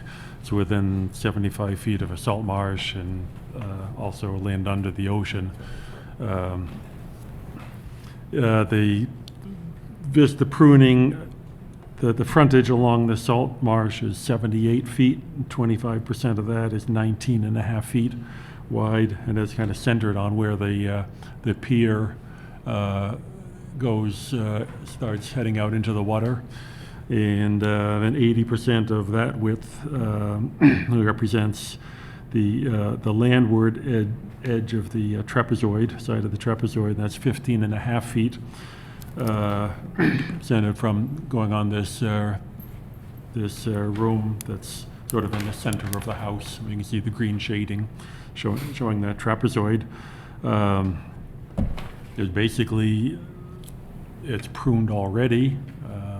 This will be to, document the width of the width and the shape of the vista prune. There is, if you have pictures of it from the upper level, you have sort of a better view than what's on there. That's from the ground level, but that's where it will be going out in that direction. And so this is to get it on paper, and I understand that there's a time limitation of not pruning. Not pruning, well, right now until November, I think, sometime, and November that's 1st, right? protocols are written out here on that. So I guess I don't know if you have any questions for Dustin, how it will be done or whatever. I guess we'll answer as best we can. Okay, great, thank you. Questions from commissioners? Okay, I got a couple, guys. So what height are you guys pruning at? He wants to prune the vista corridor up on the second level there, so from where you're looking out there, he's probably going to want to take some of those limbs off so that we can get the view in that area. Oh, the okay, main so would be, it's probably already is more open, but there's picture from the ground floor you see there is up one level from where this picture was taken. Okay. Looking out toward the water. Yeah. And that's Yeah. the main view from there and even above that, and it's already fairly open already. right, yeah, I was out there yesterday. So I'm looking at my picture that I took of it.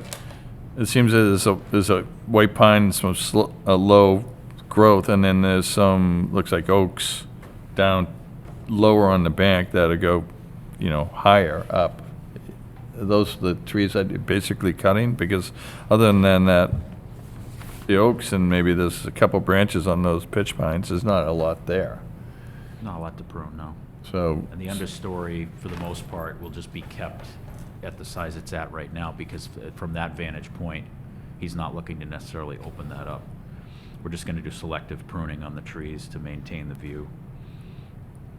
So, okay, so this whole group of oaks that are there, you're gonna be cutting that pretty straight across the top, or? No, no, just- we're gonna just prune the trees. Oh. So, yeah, just Vista pruning, you cannot top trees and you can't remove trees. It's just Right, but pruning of there's not 30%. There's not much there on those Yeah, oaks, there's definitely not much So- there, but they would be permitted for 30% of the branches on that tree. 30%, okay. Be subject to your site visit with. There would you. absolutely be site visits prior to this. Dan Yeah. and Drew will say what can be done out here. Yeah, just for that, for Vista pruning, what we do, Drew and I go out for a site visit with whoever the cutting person is, and then we literally flag trees that can be removed, because there's a certain allowance for, I believe it's 4 inches or less, that can be removed. I want to say it was 20% or something. And then for each tree, it's 30% of the branches. So we'll flag what's to be removed, and then we'll flag the trees that are to be trimmed or pruned. And then for the bushes and the ground cover, it is to stay, this isn't an issue because the bank's so steep. Yeah. But the bushes and ground cover usually stay at 4 feet, but with this here, I don't see any reason to have to prune, really, the bushes, so. No, So they're it's really basically already those- there. We're just gonna maintain, yeah. So it's basically those oaks. It's gonna be those oaks and the white pines, possibly that pitch pine, but the pitch pine itself already looks like it has some decent view past it, like you can see Yeah. right past it, so. Yeah. So yeah, it's mainly gonna be the oaks and the pitch pines, I mean, the white pines that I'm seeing. Okay, all right. Thanks for the clarification. But no topping.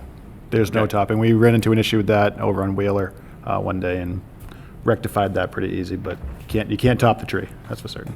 Okay, great, thank you. Okay. Other questions? My question is more for the agent than the applicant. When I see the words "in perpetuity," I get a little Forever hesitant. and forever. That is why it's a notice of intent as well. Yeah, in perpetuity comes with this pruning because it's a repetitious activity and ultimately becomes less pruning as time goes on. A good example is when they do right-of-way pruning for utility lines. That becomes less and less. You kind of train the vegetation to grow in a certain pattern. Right. And that's very similar to what takes place with vista pruning. What we do when an order of conditions is issued is we include all the protocols under Reg 29, buffer zones and buffer strips, the protocols that apply to vista pruning, time of year restriction, everything that goes along with that, and required site visits prior to each vista pruning activity.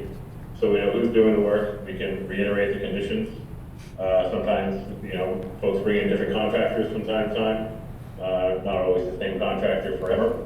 But the project like beach nourishment, vista pruning, and some other activities that are relatively the same scope year after year, applicants can request maintenance in perpetuity, and this is reflected in our regulations. Right. So, Drew, let me ask further, just so that it's on the table for commissioners to think about. If this were to be granted, that permit continues with any successive owners, or no? Yes, it does. It does. So Yes. along comes a new owner that doesn't know up from down or anything, and they just figure, well, the other person has been chopping trees here left and right, so why can't I? How do we track down the road, so to speak, when property transfers over, that a permit that was given in perpetuity is understood by the new owner? Because I know when new owners come in, oftentimes they don't understand things. Right, so when properties are transferred, there's a title search that's done, and as the commission is aware, orders and conditions are recorded as a lien on property deed. So when properties are transferred or sold, the title search reveals those liens and those documents. Yep. It's still guaranteed that a property owner, is going to be aware of that moving forward, and it's certainly a valid point. But on the flip side, they can take the same action even if they're aware. So try to do the best we can to communicate that whenever properties are transferred or sold. We do require notification of that in every order of conditions. That's boilerplate. So it's obviously still guaranteed, but it's the best we can do. Yeah, okay. All right, I just wanted to get that out on the table so people are thinking about it. Sure, absolutely. All right. No other questions? No other comments from staff? We're good? Nope, this is straightforward request, routine. We get these, yeah. Do we need a condition, or is it already in the order of conditions that they have to consult with The you Vista guys? pruning protocols Yeah, are already they're all very strict, yeah. boilerplate conditions, yeah. Okay. Okay, questions from the public? No comments or questions? We're good? Okay, I would accept a motion.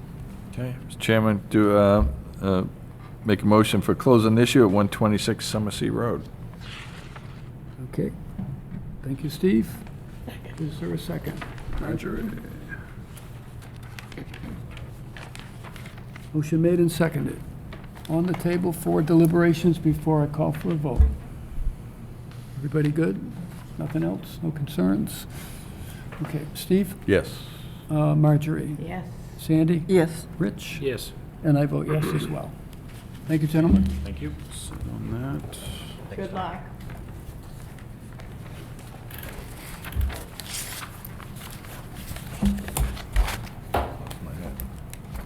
Our next hearing is 19 and 21 Bowsprit Point, Jeffrey L. Shames and Lois Eggleston.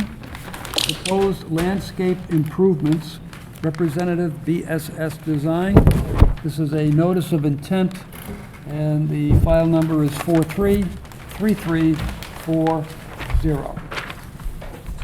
Good evening again, but I would like to get your name just for the record. Yes, Tom Bunker, I'm the land surveyor of BSS Design. We prepared the base plan for this project. This is I'm Julie Estevez from Julia Garden Design, designer. So I can start out with existing conditions. It's on a point, as you can see, surrounded by Papaneset Creek. There's a velocity zone on the east, the right side of the point. BE elevation 14.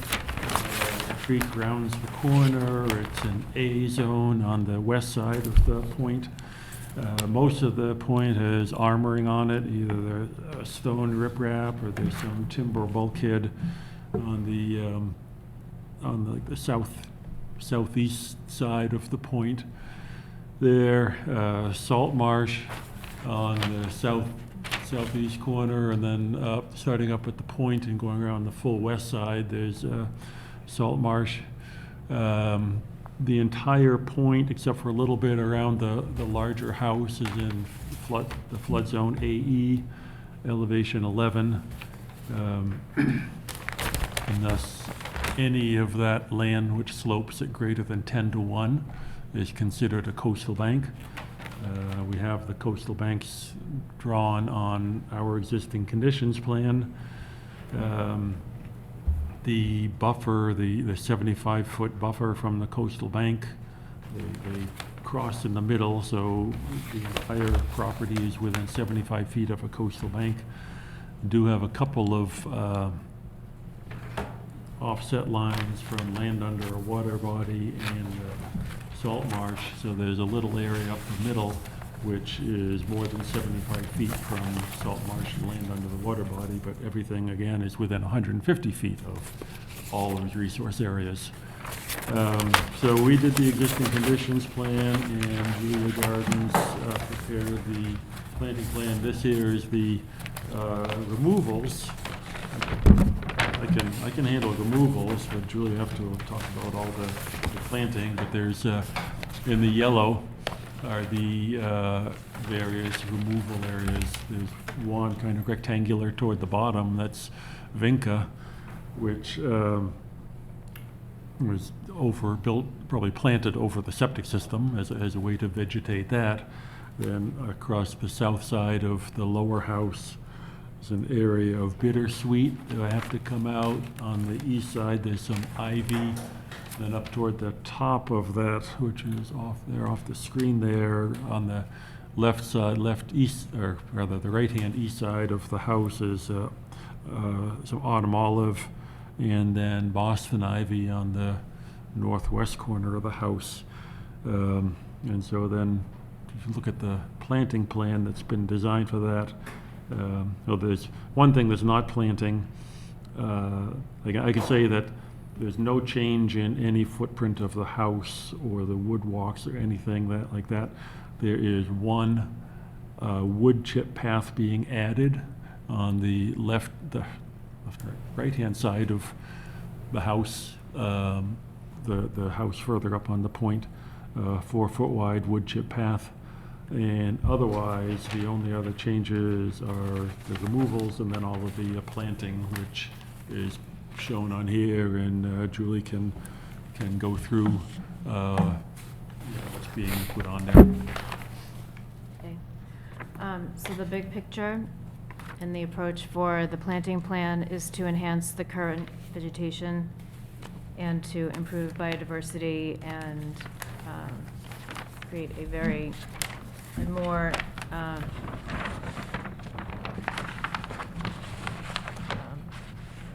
anyway, create A more what?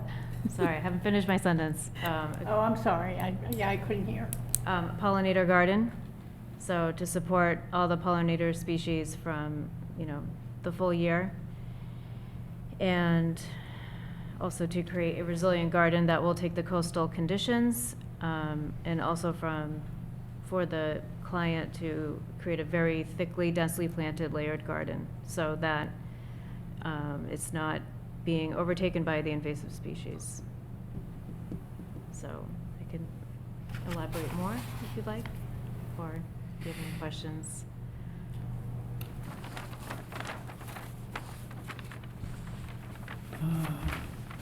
Okay, good. Questions from commissioners? Can I ask you about, the plan is a little confusing for me, so I was hoping that you could sort of walk us through. I'm familiar with the property.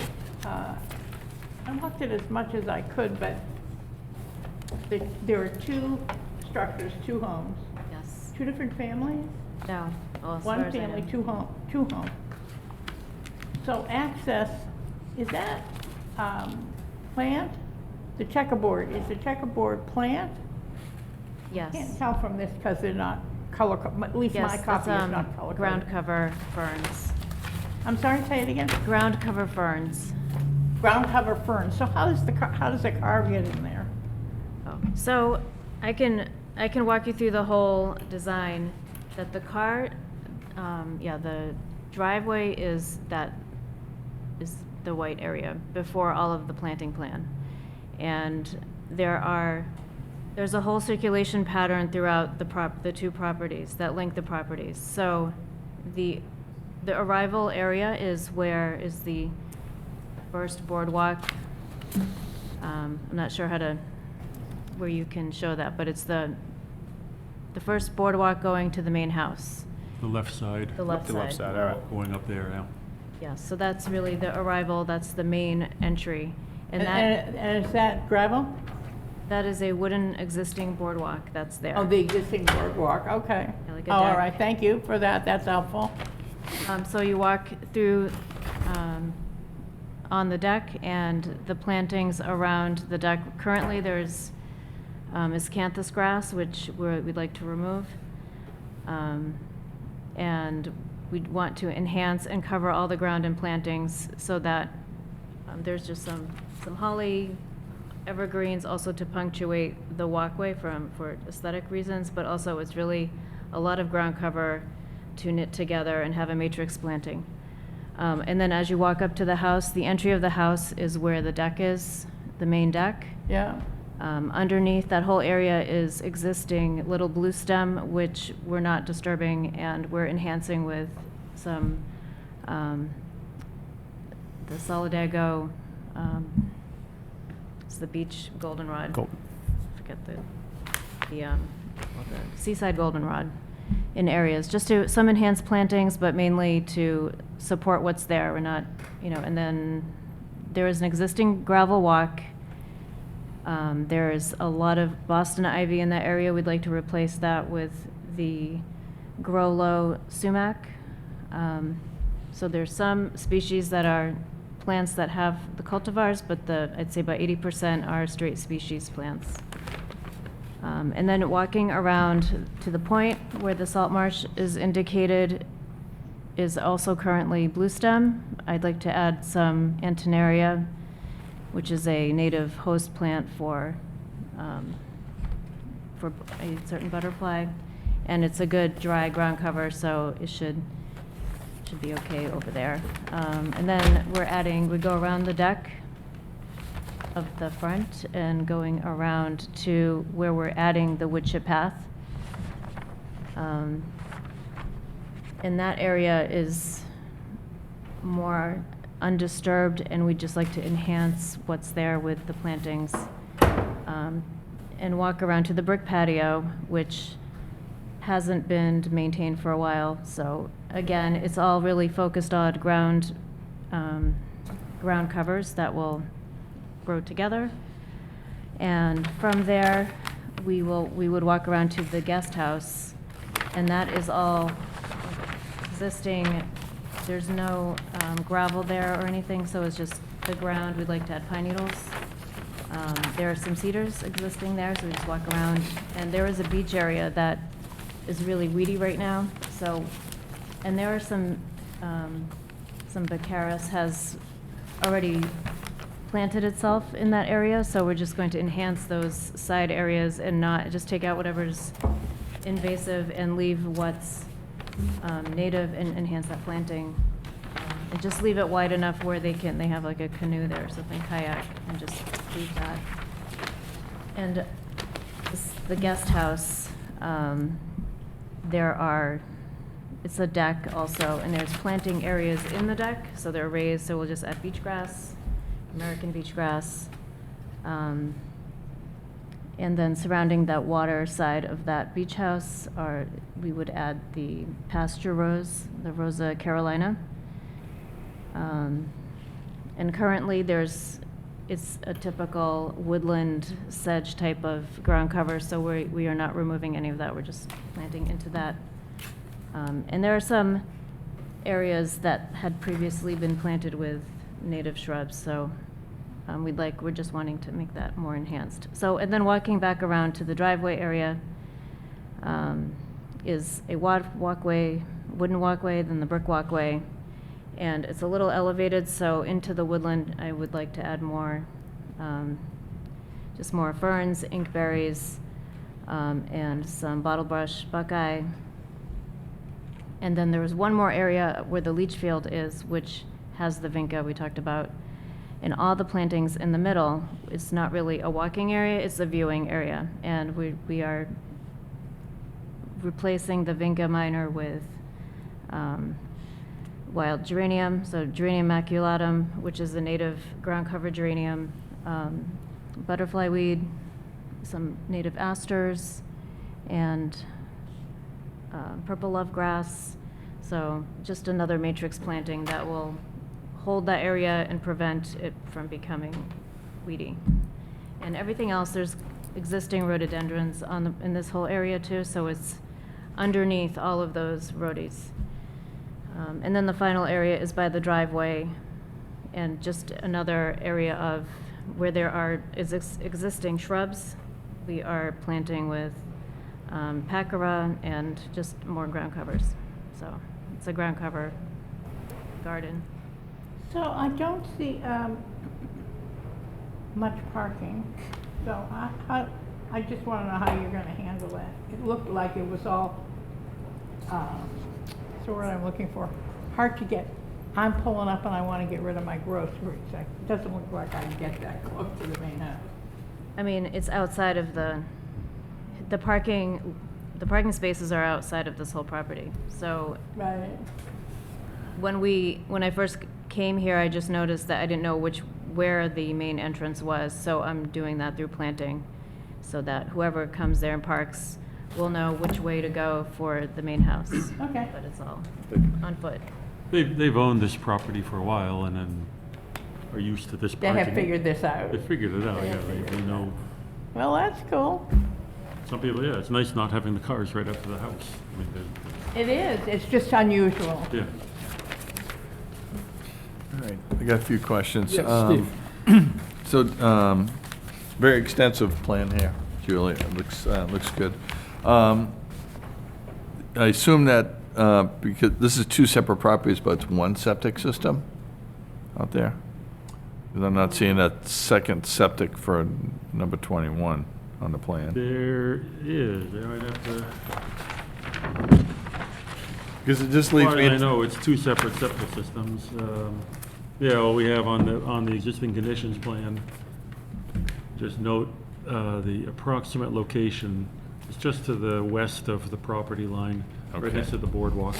All right, so is there any accommodation to get access at a septic tank for pumping? Because it looks like the plants are just going right over the tanks. They have, again, I'm not sure, that's the best information we had on that from the, the tie card. But Yeah, some we of those can- trucks have fairly long pipes for pumping. Right, but I mean, to get at a cover, so I'm seeing the septic tank on the planting plan, and I'm showing the cover, I'm just seeing about 8 plants on top of it. So you got to dig those plants up to get a septic tank cover. So we'll locate where those, we will find where those are when we're on site and not plant over them. Okay.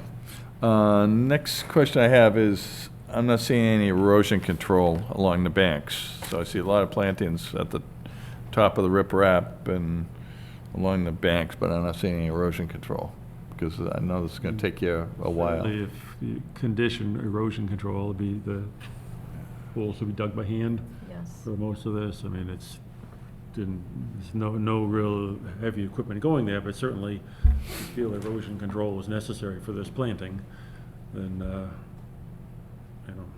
condition that. Okay. And then, are all these plants perennials? Perennials and shrubs, a couple of large shrubs, small trees, there's a So few. no annuals, all perennials? Oh, no. Yeah, All okay. perennials, yeah. Great, thank you. Okay. Other questions or comments? And do we know where that second tank is? Well, it says, it's probably right to the right of that wood walkway. The wooden walkway. Approximate location. Right. Yeah, we could do some more research, but sometimes we get these tie cards that purport to show where things are, and they're not always very accurate, but we can. Yeah, it would be good to locate both of those before you start covering them up with plants that are gonna interfere with the maintenance, right?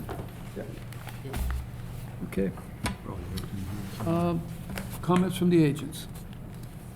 Yeah, I think it's, overall, it's a pleasant surprise to see a plan, project come before you that's all about restoration, planting, enhancements of native habitat and value, so definitely like to see that type of project come forward. As the applicant stated, they'll be, more than willing to site the septic areas for ease of access and not plant over, so I think that's pretty straightforward. Yeah, good project. Recommend closing this year. Dan, anything? I agree with that. This is a good project, especially for plantings, because we tend to see a lot of plantings where they have a lot of the same plantings or just a very few variety. This is something that will absolutely enhance pollinators, especially for the area in town. I know when I stood in the point there, I could see the marina, and that whole area could definitely use for some more pollinators in this region of Mashpee. So it's a positive project for me. I like to see it. Great. Questions or comments from the public? No? We're good. I would accept the motion.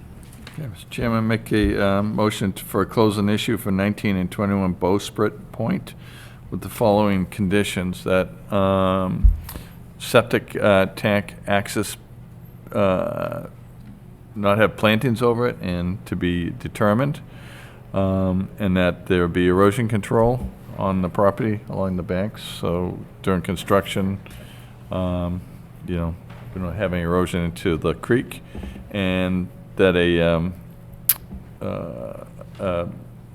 monitoring and maintenance of the plantings is recommended. Do we need- No You said that- clarification. You want to take that off? I'm not recommending it. You're not recommending it? Yeah, Okay. Because this is not triggered mitigation from development. This is Right, but monitoring. your last sentence says it is recommended in the comments. Then that's a typo. Typo, okay.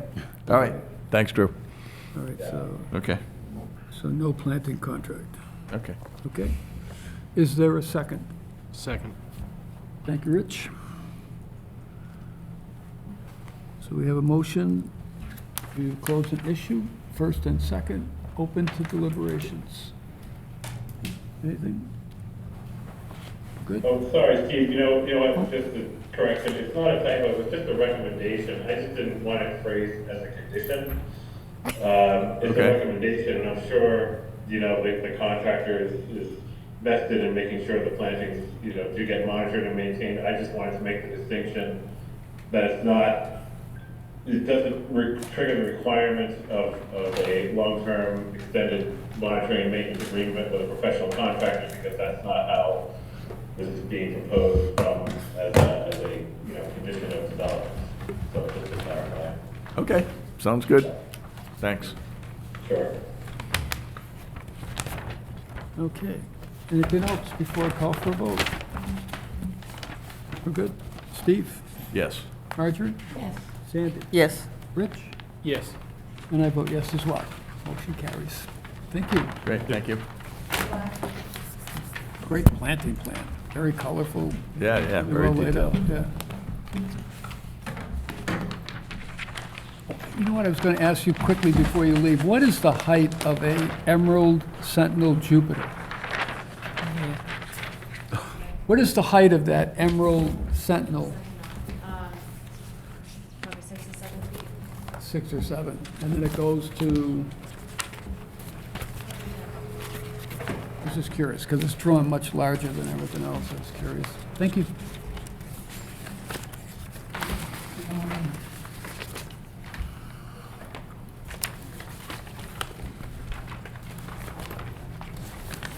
Let me make sure I don't miss anything. Okay, I'm going to call the 154 Fells Pond Road, Jeffrey and Justin Cohen. Proposed modifications to freshwater dock. Representative is Shorefront Consulting. This is a notice of intent 433341. Good evening, gentlemen. If I can have your names, we can get started. Yes, for the record, I'm Mark Burgess of Shorefront Consulting. I am an ocean engineer by degree, and I've been doing this kind of work for about 25 years. Great, thank you. Soon to retire. And I'm Jeffrey Cohen, the homeowner. Okay, Jeff. Thank you. Okay. Floor is yours. Thank you. All right, so this is an existing permitted dock. It was permitted in 2015, I believe, and received a certificate of compliance in 2022. All that the applicant wants to do is just modify the outer end of it. Right now, it's a ramp and float. The float is in pretty bad condition, and the applicant just wants to convert this to a fixed landing, so the ramp ends up being a fixed access to the platform, and the platform would be 8 feet by 20 feet. It's rotated to be parallel to the land, and it actually puts the whole structure about 3 feet landward of where it is now, close, so not as far into the pond. These kinds of things are usually, they can be cut in the upland and then assembled in the water, so you shouldn't be cutting directly over the water, right? I would assume, well, we don't know who the contractor is going to be. If it's the same one that did the one, is it 154? Anyway, there's another platform dock that I did a couple of years ago, just north of here. It's mirrored after that. Reisenberger was the name. I don't remember. Do you know their address? I don't know the address. 130 maybe? I don't remember the address. Anyway, this is modeled after that, and that project was modeled after another one similar to it across the pond. So that it's in kind with similar situations in the pond. The only other addition is right now there's one handrail going down the steps. There's no construction proposed to reconstruct the stairs. They seem to be fine, but we would like to add one more handrail for safety. As we get older, we get a little less steady on our feet, so it's always nice to have 2 handrails. That is the extent. Well, there's some access stairs to go down in the water too, and those were part of the other project a couple of years ago as well. So they're just access for the purpose of launching a kayak and things like that, to be able to get down off of the platform and either into the kayak or into the water if you want to go swimming. That's the basis of this. Who was out at the site this morning? That would have been Drew. Drew was there, right? Anybody else? I There went. yesterday. Okay. So we have another issue to talk about, but, which was the vista pruning, which. Oh, yes, I did notice that yesterday when I was out there. Yeah. That was my question. I can address that. We can address that now, or if you want to separate that, we can, if there's any discussion on this, we can do that, and then we're prepared to address. I would recommend addressing it now, because it sounds like one of the commissioners has a. Okay. So Drew and I have been doing this a long time. We see projects like this. The vista pruning is part of the dock permit, so they do have permission to do it. Unfortunately, this contractor this year went a little overzealous. In reading the order, it's your standard 5 feet is supposed to be. It's down 2 or 3 now. So yeah, he did too much, and Mr. Cohen wasn't around to advise him of, even though it's the same guy, he just went overboard. These things do happen. They are unfortunate. Fortunately, you just let everything grow back. He probably won't be cutting it again until it's 6 feet tall, which could be 4 years from now. It won't be me, sorry. But, yeah, these things are unfortunate, but it will grow back. The pruning, actually, it does promote some new growth and things like that, but basically, nature will take care of itself. Mr. Cohen does want to speak about that, so I'll let him do that. Well, I just want to apologize. I wasn't here for this pruning. Didn't know what was happening, and then I was equally as surprised as anybody. I don't like it that low, so I'm fully aware of what the obligations are, and we'll make sure that we're in touch with conservation if this next time we do it, which won't be for some years now, because I think it will take a little time. But now that I've seen this problem, that I can remedy it next time. So my apologies. It's sort of my lack of oversight here. So I take responsibility, but so that's all. Yep. Yeah, thank you. So Dan, that was like clear cut right off. So that wasn't. Yeah, it looks that's like you not took vista a hedge pruning. trimmer 3 feet high and just kind of took anything that the hedge trimmer could cut. You don't have, Yeah. you don't have photo? So, I do have a brief photo, yeah. So, you can see from here. That's the one, I didn't get by that one. So this is the photo here. You can see in the back a little bit, compared to the right side, this is the neighbor's house. Yeah. Our neighbor's property, and then this is the property we're talking about. So you can see the difference in height Yeah. off the bat. It should not be that low for vista pruning, as you are aware, so, yeah, they do, as I said, they do have the vista pruning corridor to prune. They went a little aggressive this year, absolutely. So the the good blessing here is that it will regrow. You didn't cut it down to the base, nothing of that nature. So it will regrow, something that I would recommend just monitoring for that regrowth. I've seen issues like this occur in the past where, we put a compliance order in and you have to have regrowth go and we come and check it in a year or two. We've never had an issue with not having 100% regrowth back. So that I understand, but again, we wanted to bring it to the attention because it was a little outside of the scope. agree. Yeah. And I believe one of the conditions in the order is that when they go to prune again, whenever that is, that Drew or somebody would have to come out. Yes, they should be contacting us, Evening. just contacting us, and then usually what we do is we discuss with them on the phone, maybe schedule a site visit. In this case, I would recommend doing a site visit. If you want to do it this coming season in November 1st, obviously you can, please contact us. I would highly recommend to wait a year or two, that's all. Yeah. Okay. Just a couple of comments to add in on this one. First of all, nobody's mentioned the fact that I'm glad Mr. Cohen's there, and I understand that these things happen. But there is, when you read your permit, and I highly recommend you do, there's a time of year restriction on vista pruning, November 1st to March 1st. This was done outside that window. And furthermore, the plan that you have shows where the vista corridor lines are to show the width of the corridor, and this clearing, this over pruning took place outside of that window partially. The window pretty much encompasses and frames the pathway of the dock, and most of this pruning took place outside of that window. So, unfortunately, this is a situation we run into with a lot of property owners. They simply don't read the conditions of their permit. So, and if you had read them, you would have understood that, where your corridor is, what the pruning protocols are. You could have communicated that to the contractor and stayed within the corridor and within the time of year restriction. So, not reading the permit conditions is not really an excuse. And again, I appreciate you being here tonight to express your apologies, but these are things that could have been easily been avoided by reading your permit conditions. So, just wanted to add that in.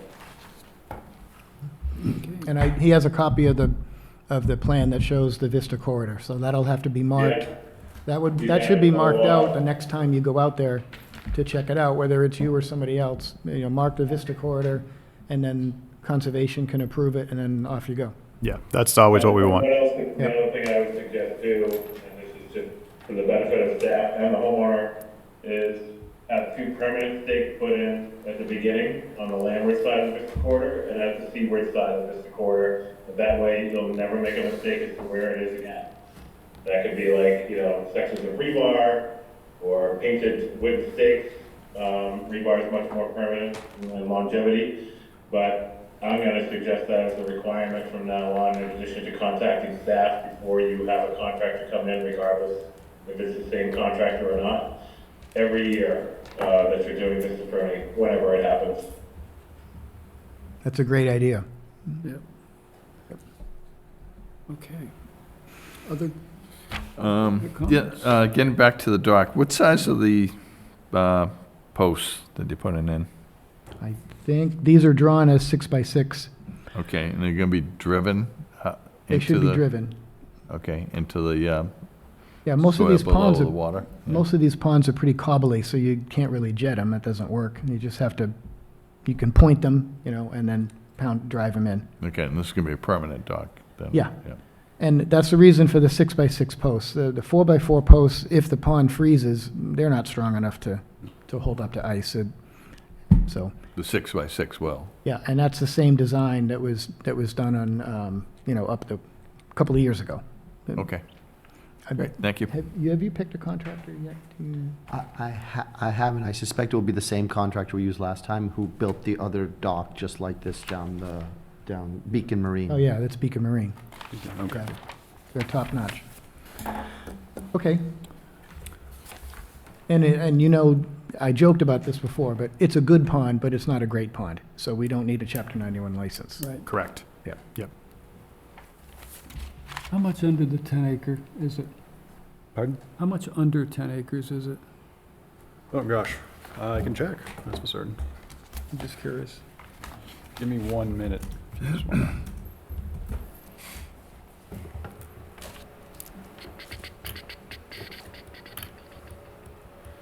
I want to say it's like...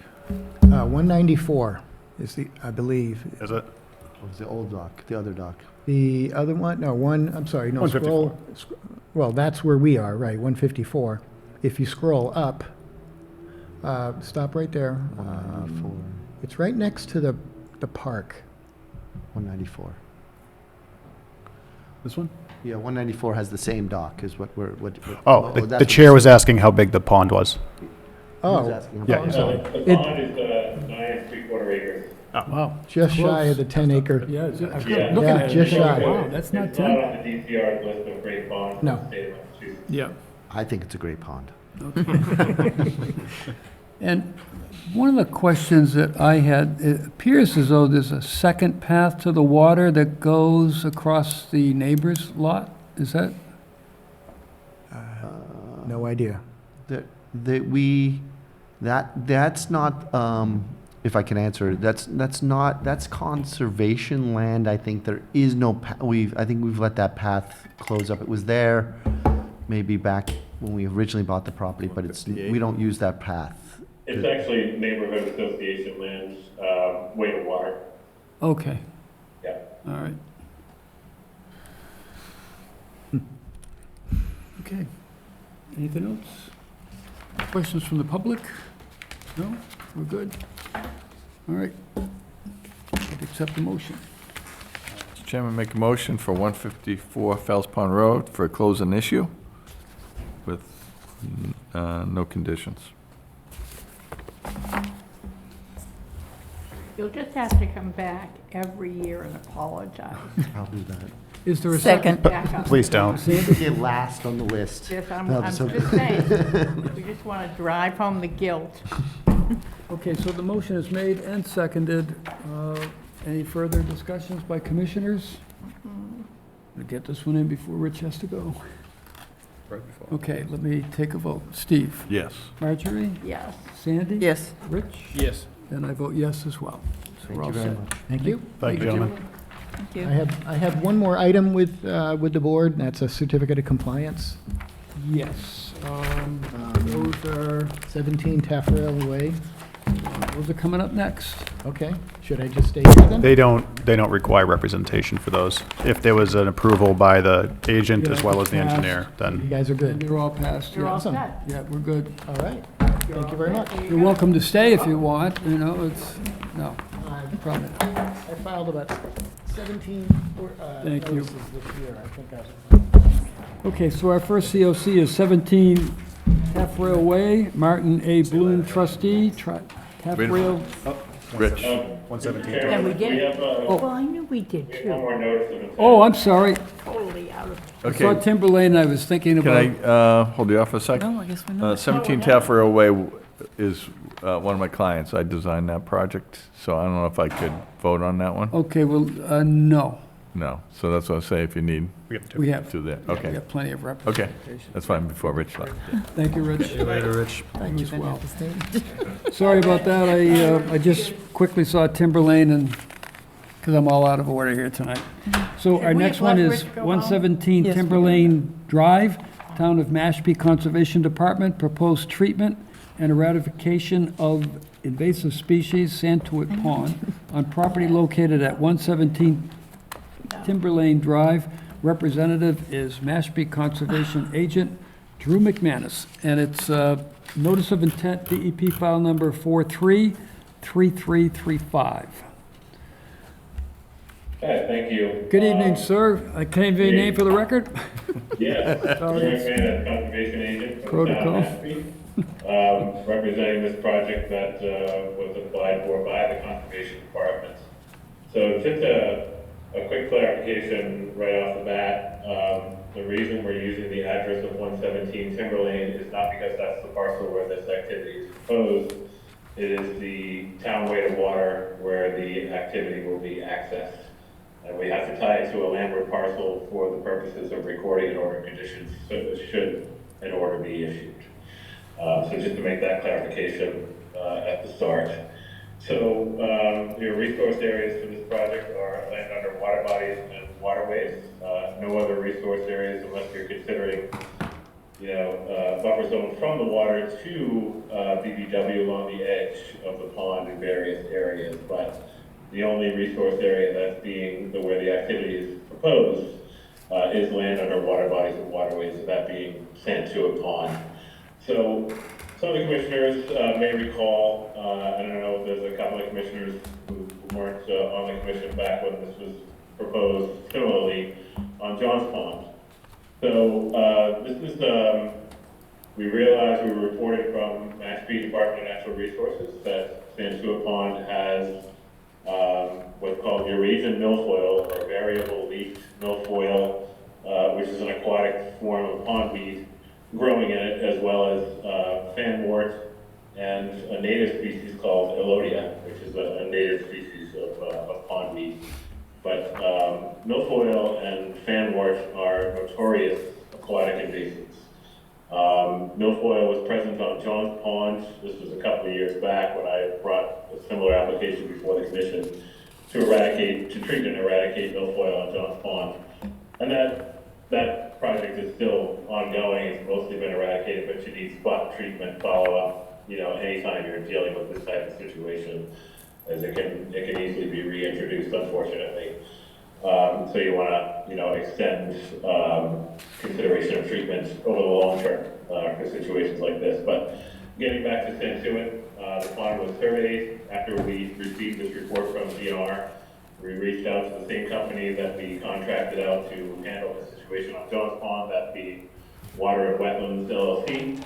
And you should all have in your packet the summary of the findings and surveying and recommendations for treatment, as well as a GIS plan with cross-hatching showing the areas of the pond that have been infested with these invasives based on the last surveying that was done. The plan does not need to be stamped, surveyed, engineered, anything like that. It's really just indicative to show and illustrate areas of infestation based on a survey that took place. When I filed for this notice of intent, it was under an ecological restoration project, because the treatment of invasive species under the Wetlands Protection Act is considered a limited project and in the interest of ecological restoration. So the notice of intent that was filed included what's called an Appendix A, which includes, a lot of information about projects in the interest of ecological restoration and improvement to water quality. So those who aren't familiar with milfoil, I'm sorry, I believe there are some images in the packet to show you what it looks like, but if it's not brought under control quickly, it will inundate and take over entire water bodies regardless of size. It won't reach into areas of significant depth, but Santuit Pond has an average depth of 6 feet. So you couldn't think of a better candidate for absolute inundation than Santuit Pond. So this is urgent when it comes to getting on top of this problem sooner than later. Fanwort, to a lesser extent, is still an invasive, but not as aggressive as milfoil. And then Elodia, this was brought up by DNR and also some residents of the pond who recreate the pond, mostly canoeing and kayaking. Again, it's a native species, but it's grown so robustly in certain areas that it's actually become a nuisance. So you can have forms of vegetation that are indeed native but reach nuisance levels and start to compromise recreational opportunities like canoeing and kayaking. And they've also, the Elodia has led to clogging up some of the valves associated with the solar bee floating units out on the pond that are put in place to try and improve water quality, water clarity. So the Elodia has become a nuisance in certain areas. And in other areas it grows at normal levels.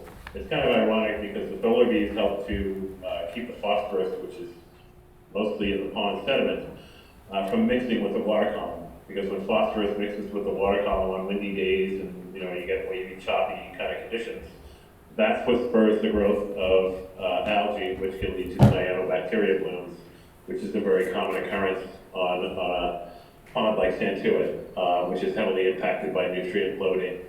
So to keep the Elodia from interfering with the solar bee's job, that's very important. And because the solar bees have had some success in what they do by keeping the water clarity, water quality clarity very clear, that actually in turn allows for sunlight to penetrate deeper down to the bottom sediments, which spurs the growth of Elodia.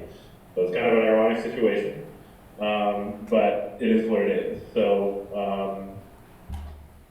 the details as far as the type of aquatic herbicides that are used for these particular species is in your packet. I can go over them and answer questions about them, but they are very target specific. They don't have a long kind of shelf life in the water once they're applied, and it's done by calculated dosage based on target areas.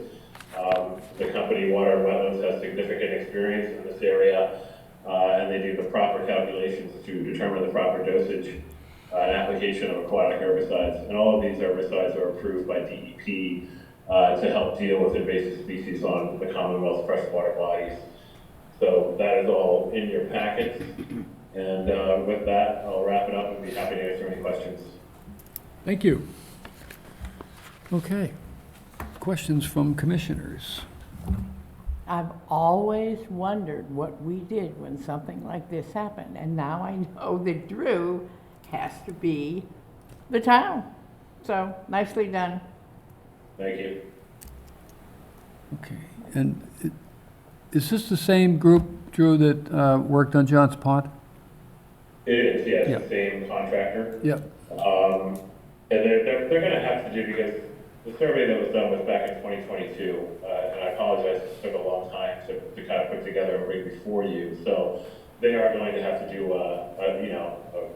a more recent survey to see if the spread has changed from 2022. It probably hasn't changed all that much, although I'm sure the milfoil is probably spread beyond the original scope. So they would start out with a new survey, follow-up treatment. There's always reports that come in prior to any activities and subsequent to those activities. And one of the things that I would recommend, like we did with John's Pond, if the commission issues an order of conditions, is to issue those orders for a span of 5 years. Because like I said, projects like this, inevitably there's regrowth. Eradication is mostly successful, but it's rarely 100% successful. And the chance for reintroduction, is an ever-present threat. This is something that would benefit from a longer shelf lifespan of an order of conditions. Okay, great. Questions? Anything else? We're good? Good. You all set, Dan? Yeah, this is absolutely needed for this pond right now. As Drew stated, it absolutely is, and it's been effective in John's Pond, so. Yeah. That's it. Questions from the public? We just noticed, I'm Larry Ginsburg. You have to come up to the microphone, Sarah, so that people at home can hear. Larry Ginsburg, I live at 191 Timber Lane Drive, right on the pond. And I noticed on the diagram there was a red section. Does that mean that's the section that's being treated? I live there, but I was just curious about what happens with the rest of it. So, I can answer that. That is the area that was identified as having various levels of infestation of invasive species. So those areas that you see in red cross-hatching would be the areas that would be treated for this invasive species. And I should go further to say that we do plan to post, advance notice of treatment at public landings. We can't post it on every private property, but and we can post it on our website too, and anyone, I'm gonna reach out to the Friends of Tantuit Pond group to let them know about this. I think they were previously notified, but it's been a while. And not only that, I plan to attend a meeting of the Mashpee Lake and Pond, Lake and Pond Committee. It used to be Mashpee Pond Committee only, but now it's for all lakes and ponds in Mashpee. And reach out to them to let them know about this as well. So we'll try to get the word out as best we can. And we're all for it, so I just wanted to, thank you. Okay. Yeah. Thank you. Thank you. All right, seeing no further questions or comments, I would take a motion. Okay. Chairman, make a, close an issue for 117 Timber Lane Drive, Town of Mashpee Conservation Department, with the following conditions: that the order condition be issued for a period of 5 years to allow for follow-up treatments, and warranted, and then submission of a post-treatment report and surveying along with any recommendations. Okay. Per Drew's requests. Is there a second? Second. Thank you, Marjorie. Motion made and seconded. Further discussion by commissioners? Hearing none, roll call vote. Steve? Yes. Marjorie? Yes, sir. Sandy? Yes. And I vote yes as well, so that carries unanimously. Passed Thank you very everything much. tonight. Thank you. What's that? We passed everything tonight. There was not one continuance. Boom, boom, boom, I'm trying boom. to clear the slate here. Okay, so Steve, you're going to recuse yourself for this next? Yeah, COC? yeah, I can't vote on that one, so. So, Neil, I'm going to have you vote on this one, all right? So the first COC is 17 Taffrail Way, Martin A. Bloom, trustee, Taffrail Nominee Trust, request for certificate of compliance for order of conditions 433075, The representative was here earlier, but didn't need to stay. Shorefront Consulting. And this is past inspection with no issues. So I would take a motion to issue the COC. So moved. Thank you, Sandy. Is there a second? Second. Thank you, Marjorie. Motion made and seconded. Further discussion by anybody? We're good? All right, roll call vote. Neil? Yes. Marjorie? Yes. Sandy? Yes. And I vote yes as well, so that motion carries. Our next COC is 69 Shoestring Bay Road. Jane Lassour and Carrie Lassour, trustees of the Lassour Nominee Trust. Request for certificate of compliance for order of conditions 433135. Representative is Baxter Nye Engineering. According to the agent's comments, this did pass inspection. However, it had a minor deviation with the driveway layout noted in the COC request letter from the engineer. So should that be of any concern to us, Drew, or would you like to comment on it? Yeah, it was a driveway layout that wrapped, the expansion was to wrap around and encompass a storm drain, drainage for the driveway. So I consider it to be extremely minor and had no impact on the resource areas or any of the performance standards for the resource areas present on the site. Very, very minor deviation. Okay, thank you. Hey, Drew, I got a question on this one. I was out there the other day and took a picture. I'm looking at the retaining walls. And behind the retaining walls is a little bit of bark mulch, and then it's just all open area. It looks like they dug apart some things. And you can see, like access down, heading towards the shoreline down there. So Right. what was your thought on that? Was that anything in the plan for that area? So they did come back and request, they had an arborist come out. I told them they had some concerns about trees that were leaning towards the house beyond, seaward of the retaining wall. So I came out during a site visit, took a look, tried to get an arborist out here to make an assessment because it wasn't clear if the trees were dead or not, but they certainly had, varying degrees of lean towards the house. Arborist came out, assessed, submitted a report recommending that the trees be removed. In that area, actually, I did recommend to them to, just as compensatory measure for the loss of those trees, because I'm sure they were impacted by the construction activity, to add some more plantings in that area, so that will be forthcoming. And the pathway down to the water was part of the plan of record and subsequent order of conditions. Okay, so how about right behind the retaining walls? Is that where they said they're gonna put in more plants? Because it's pretty bare there. Yeah, that's the area. That's Okay. the one that looks like a perfect candidate area for more plantings, yeah, because it is pretty barren. Yeah, okay. Yeah. All right, so, if we approve the COC, we approving everything, or are they just gonna work with you guys on it? Yeah, that's what I recommended, that they work with us. They are planning to do this, and in fact, this spring, because it's the prime time to do it, so I've been in contact with them recently to schedule another site visit with the contractor they've hired to install these plantings. They're all varying degrees of berry producing native shrubs, so that is forthcoming. Okay, thank you. Sure. Okay.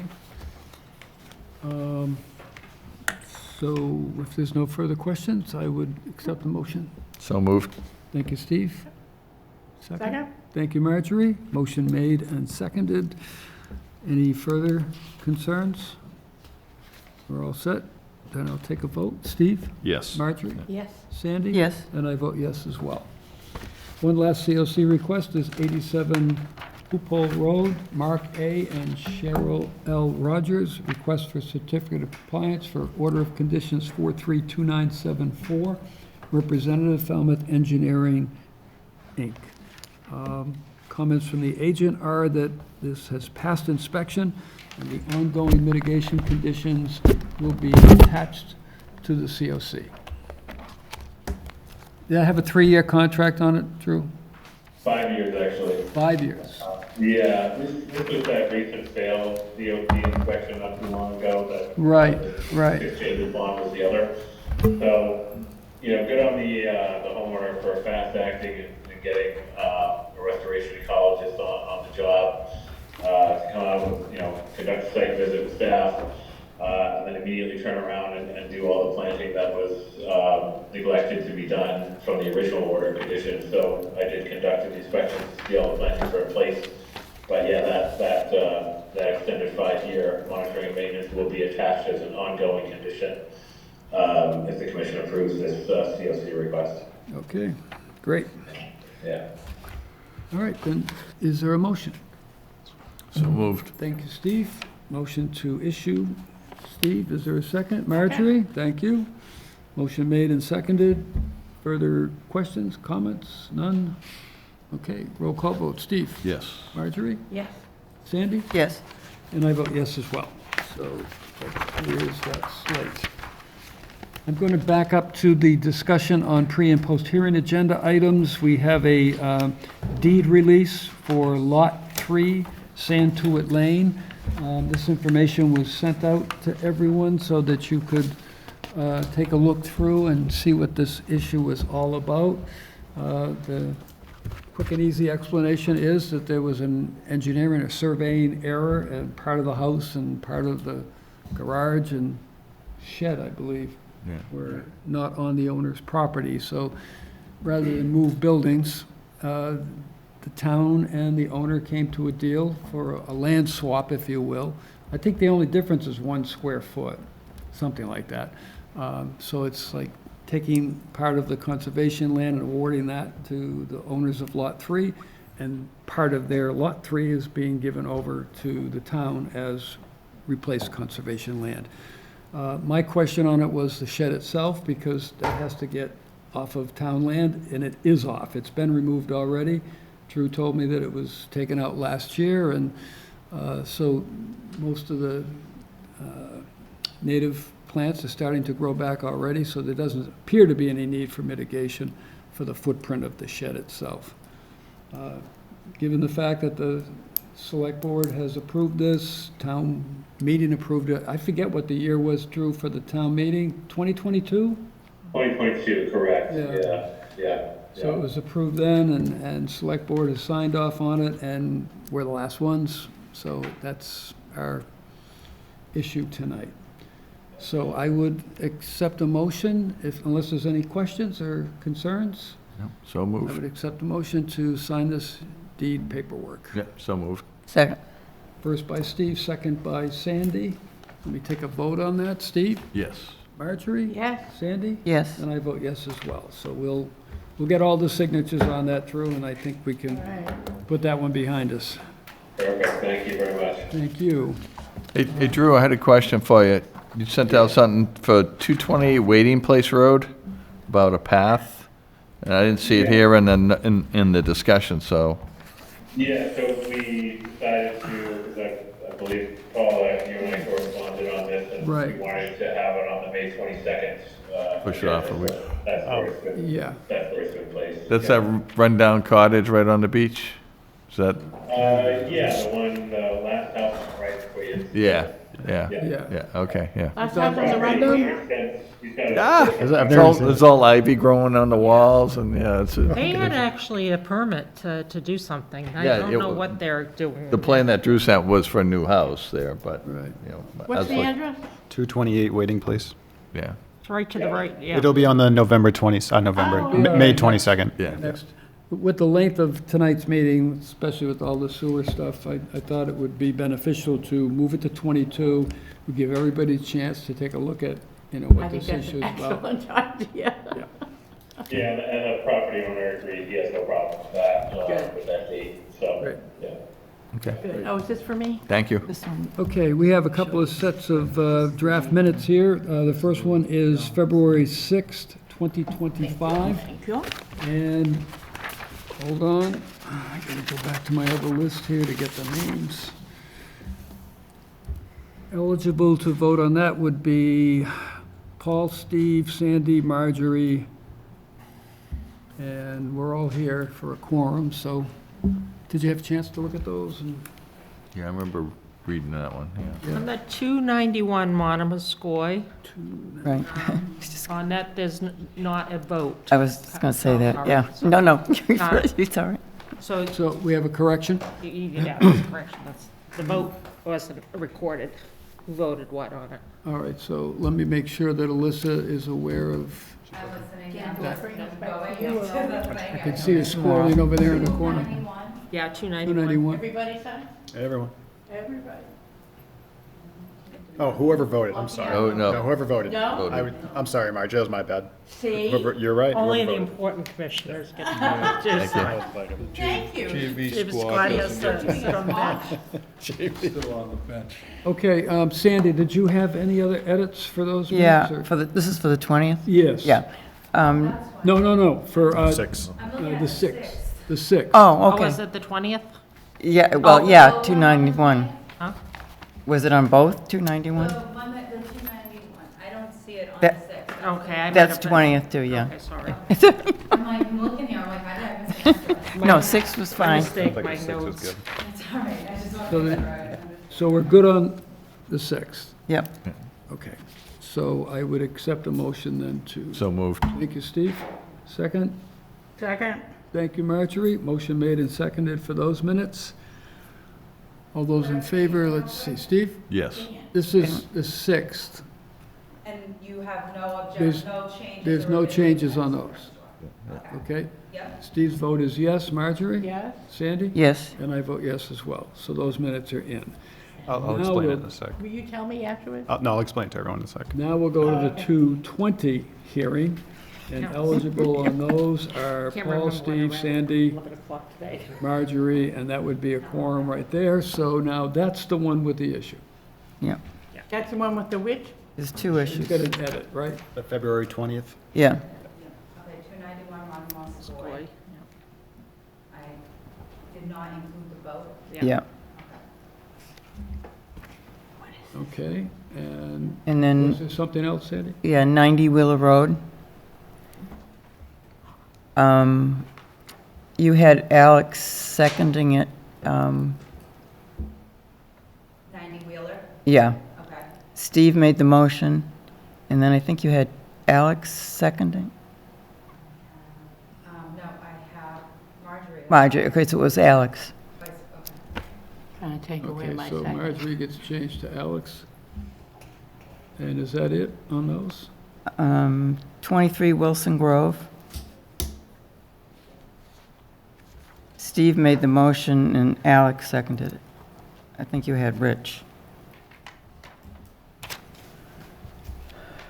So the edit is to change, Who made the motions? who made the motion? And it's Steve? On 23 Wilson Grove, it was Steve and Alex second. And Alex with the second. So you've got those, Alyssa? Because I'm going to ask to approve these with the edits. That way we can get Good. it off our agenda, I have them, No as long as objection. she's got those.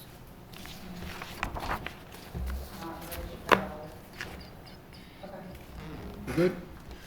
Okay, so I would accept a motion to approve those minutes with the edits as stated. So moved. Thank you, Steve. Second. Thank you, Marjorie. Anything else before I call? No? Steve? Yes. Marjorie? Yes. Sandy? Yes.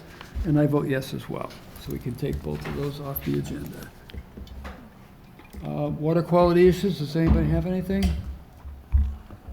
I see herring on the screen. Oh, so I'll explain this real quick. I got this photo sent to me this week. So these are two herring up in Mill Pond that are going into Wakeby Mashpee Pond. They just passed the fish ladder. This on the side is a lamprey. That is a threatened species in in Massachusetts, and it is native to the Mashpee River. I haven't seen it yet. It is a at brook that. lamprey. It is the only non-parasitic lamprey that exists. Wow. So it feeds within the first 5 months of its life, and then it never feeds again. So it's hitching a ride here to get into Wakeby Mashpee to find a sandy bottom to go breed. Does it have a partner, though? It will find it in the pond. They don't travel together. No, They okay. just travel like this, so it's, who knows how they get up there. So this is fantastic to see. You know, I thought those were blue whales. Yeah, it's kind of interesting. So If somebody got the picture, you have to wonder if there were others. this is a phenomenal photo. The herring run this year as well, we are seeing amazing numbers. That is so cool. So it's really nice to see. I did see a video, I forget who took it, on Facebook, and it was mesmerizing. There's so many of them. So many. I couldn't even see the bottom of the stream. It was my intern's last day today, so I had him go out and do counts at every herring run, and he got 87 in 10 minutes over at Santuit Pond, 40-something over at Mashpee. We're getting counts of 100, 200, 300, not consistently, but almost every day. And what's happening at the Santuit run? Are they still backing up? They are backing up a bit, but they are passing much better than they did last year. Drew went in and adjusted a lot of the rocks, the gravel. There was some runoff that was becoming an issue that we fixed. As well as the inside of the ladder he adjusted, so the water is flowing at a much wider, so the velocity is just a little bit slower, though it doesn't look it, but it makes a huge difference. Literally, when Drew did that, adjusted it, the fish started passing almost immediately. Yep. So Great. So, yeah. Great. That's perfect. Mr. Chairman, I do have Yes. just a brief announcement to make, if that's okay. Sure. So, bit of sad news, our administrative assistant, Stacy Ducharme, is moving on. Her last day is next Thursday. And I just wanted to express our sincere gratitude and appreciation for everything she's done for the department.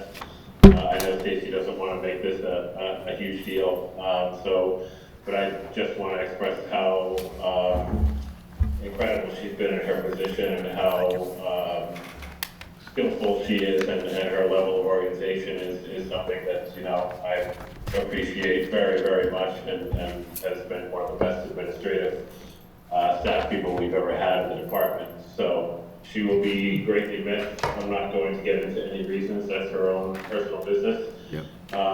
So just wanted to express Stacy all the best and appreciation for everything she's done for the department. Well, I'll certainly echo that, Drew. We've had a lot of conversations, and she certainly can facilitate almost any request that I've had over these last 3 years as chair. Yeah, she's done a great job. Yeah, it's been great. Well, I would like to add that she will be very difficult to replace. She's Yeah, very, it's going to be very definitely- talented. That kind of brings me to my next just brief statement or just notification that the volume of work that Stacy takes on and all the administrative staff at Town Hall is pretty significant. So we're going to ask for the commission's patience moving forward because Dan and I are going to have to shoulder all of this work. So in light of this, Mr. Chairman, at our May 29th quarterly meeting, I would like the opportunity to present the permitized software. This is in regards to, signing off of other departments on various permits, checks and balances. And I would like the opportunity to present that at the May 29th quarterly meeting for the commission's edification, because we're going to have to get creative on ways to save time to do our own duties and take on administrative staff duties. So it's definitely going to be a challenge, and the last time we had administrative staff position leave, it took 7 months to fill that position. Wow. So we're going to have to make some cutbacks, and in the interest of efficiency and time, and we appreciate the commission's understanding in that regard. These new ones? We'll make it happen. Yep. Absolutely. Okay. Dan, is there anything, or Drew, that you would like to add on? We have the comments on the updates, but if there's something you want to... Yeah, just real quick, of course, the event on Saturday, this past Saturday, to go over all the major restoration projects in town, the Red Culvert restoration project, Upper Quadrant restoration, and Upper Mashpee restoration of the Herring Run. We had speakers, myself included, to present all of these projects and tables with information. We had a great turnout, and I thought the whole day started at 9 o'clock, 9:30 on Saturday morning, went till about 1 o'clock in the afternoon. And I felt it went very smoothly, and it was a great community outreach event. Took place at the tribal headquarters. Tribe was fantastic in facilitating that, all of that for use of the venue. and all the technological aspects of it, setting everything up. So, big shout out to the Mashpee Wampanoag Tribe and Natural Resources Department for facilitating all that and all the partners that put that together. So it's a good event overall. It was. So a lot of people there, a lot of commissioners were there. Sure. Yep, yeah, exactly. And then just real quick, tomorrow snacks. there's a Harbor Management Committee meeting. Sorry for the last minute notice, but that is planned for tomorrow. I believe it starts, so I have it in here. Yeah, 9 a.m. in the Hoya conference room. Yeah, if anyone's interested. Okay. Back here. Okay. I have nothing else to add under communication, correspondence. We're all set with that. Additional topics? Think we have anything that needs to be brought up? So I would entertain. No, we were talking about reorg, right? Are we? Yes. As many of you know, we reorganize the commission each year, and I think by procedure, that needs to happen by the end of the fiscal year. So I'm looking down the road, so to speak, and I know we have some critical things coming along. We have a lot of business starting to stack up on the 22nd, the 29th. I believe we have an executive session hearing on the 29th for our quarterly meeting at the very beginning, and I know Drew now wants to do the permit Is, and I'm looking for a slot to put Regulation 25 out there for public comment. So I'm thinking the 29th would probably be the best fit for that, the way I'm looking at it now. And then that would leave us 2 more meetings before we would have to definitely reorganize. So I would like to try to get that on the schedule for the 29th. Reorg, we get that towards the end of June. I know on June 12th, I will not be available. I'm going to be out of town that date. Steve has already agreed to chair that meeting. I won't be available on the Oh, and that's right, Sandy. 22nd or the 29th. You're yeah. going to be away for a couple of meetings. So we got a lot of gaps to fill in here, but I am targeting reorg for the June 26th meeting. So To vote those- on it, right? Yeah, so those people that are thinking about, you know, they would like to sit in this chair, and somebody I hope does, let me know, and we'll get these nominations going, and let's get it done. Of course, vice chair and clerk as well.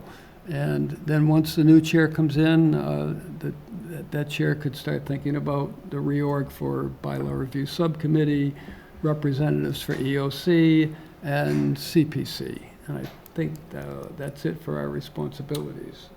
Oh, no, the co-management subcommittee. Yes, which I have been making some headway on, so. They're going to talk to us? I spoke with them, yes. Sure. I just wanted to get clarification, Paul. You said you wanted the public comment hearing on Reg 25 to be on May 29th? Yeah, I think that's probably the best place to put it, because we're running out of time.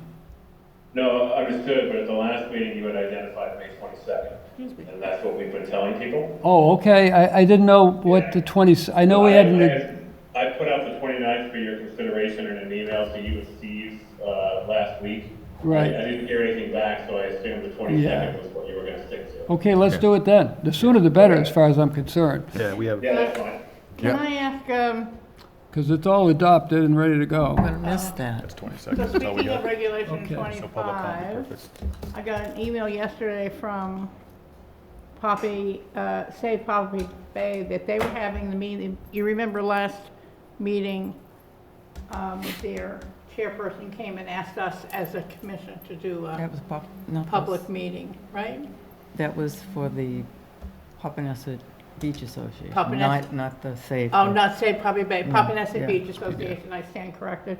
That they have scheduled a meeting and that someone is speaking at it. So I'm wondering if any of you have agreed to speak at a meeting? I have not heard anything about it. No? No. No? Yeah, I was invited. Marjorie, John Malloy had reached out to me to speak at the meeting. I did agree to it, 10 a.m. this Saturday. And my intention is really just to go and explain you know, what the revisions are, and the performance standards for land subject to coastal storm flow, and then answer any questions the audience may have. Okay. And I will attend because I am a PBA resident. Because you have a what? Because I'm a PBA resident. Oh, you're a PBA resident? Yes. Okay, good, so we'll have two of us there. And just reiterate our process, we've been following the process that Following we the have it. process. Yeah. on the Drew and page. I sat before the select board back in last June, I think year, it was, yeah. in July. And that's what we're doing. We're following the process. I just wanted to make sure that we were all sort of involved in, because we had, apparently, he went back to his group and said, but they put in their email, the Conservation Commission, despite being asked, refused to do a meeting, but, so we're gonna have our own, and we've invited someone, so Drew, We have- represent us well, but I just, I have a felt right. a little uncomfortable, Sure. since they're my neighbors, and I wanted, you know, I think we've been very open as a commission. Yeah, we've met with them, despite what they say. And, yeah, Paul's met with them, Steve's met with them, I've met with them, so. Marjorie, feel free to attend.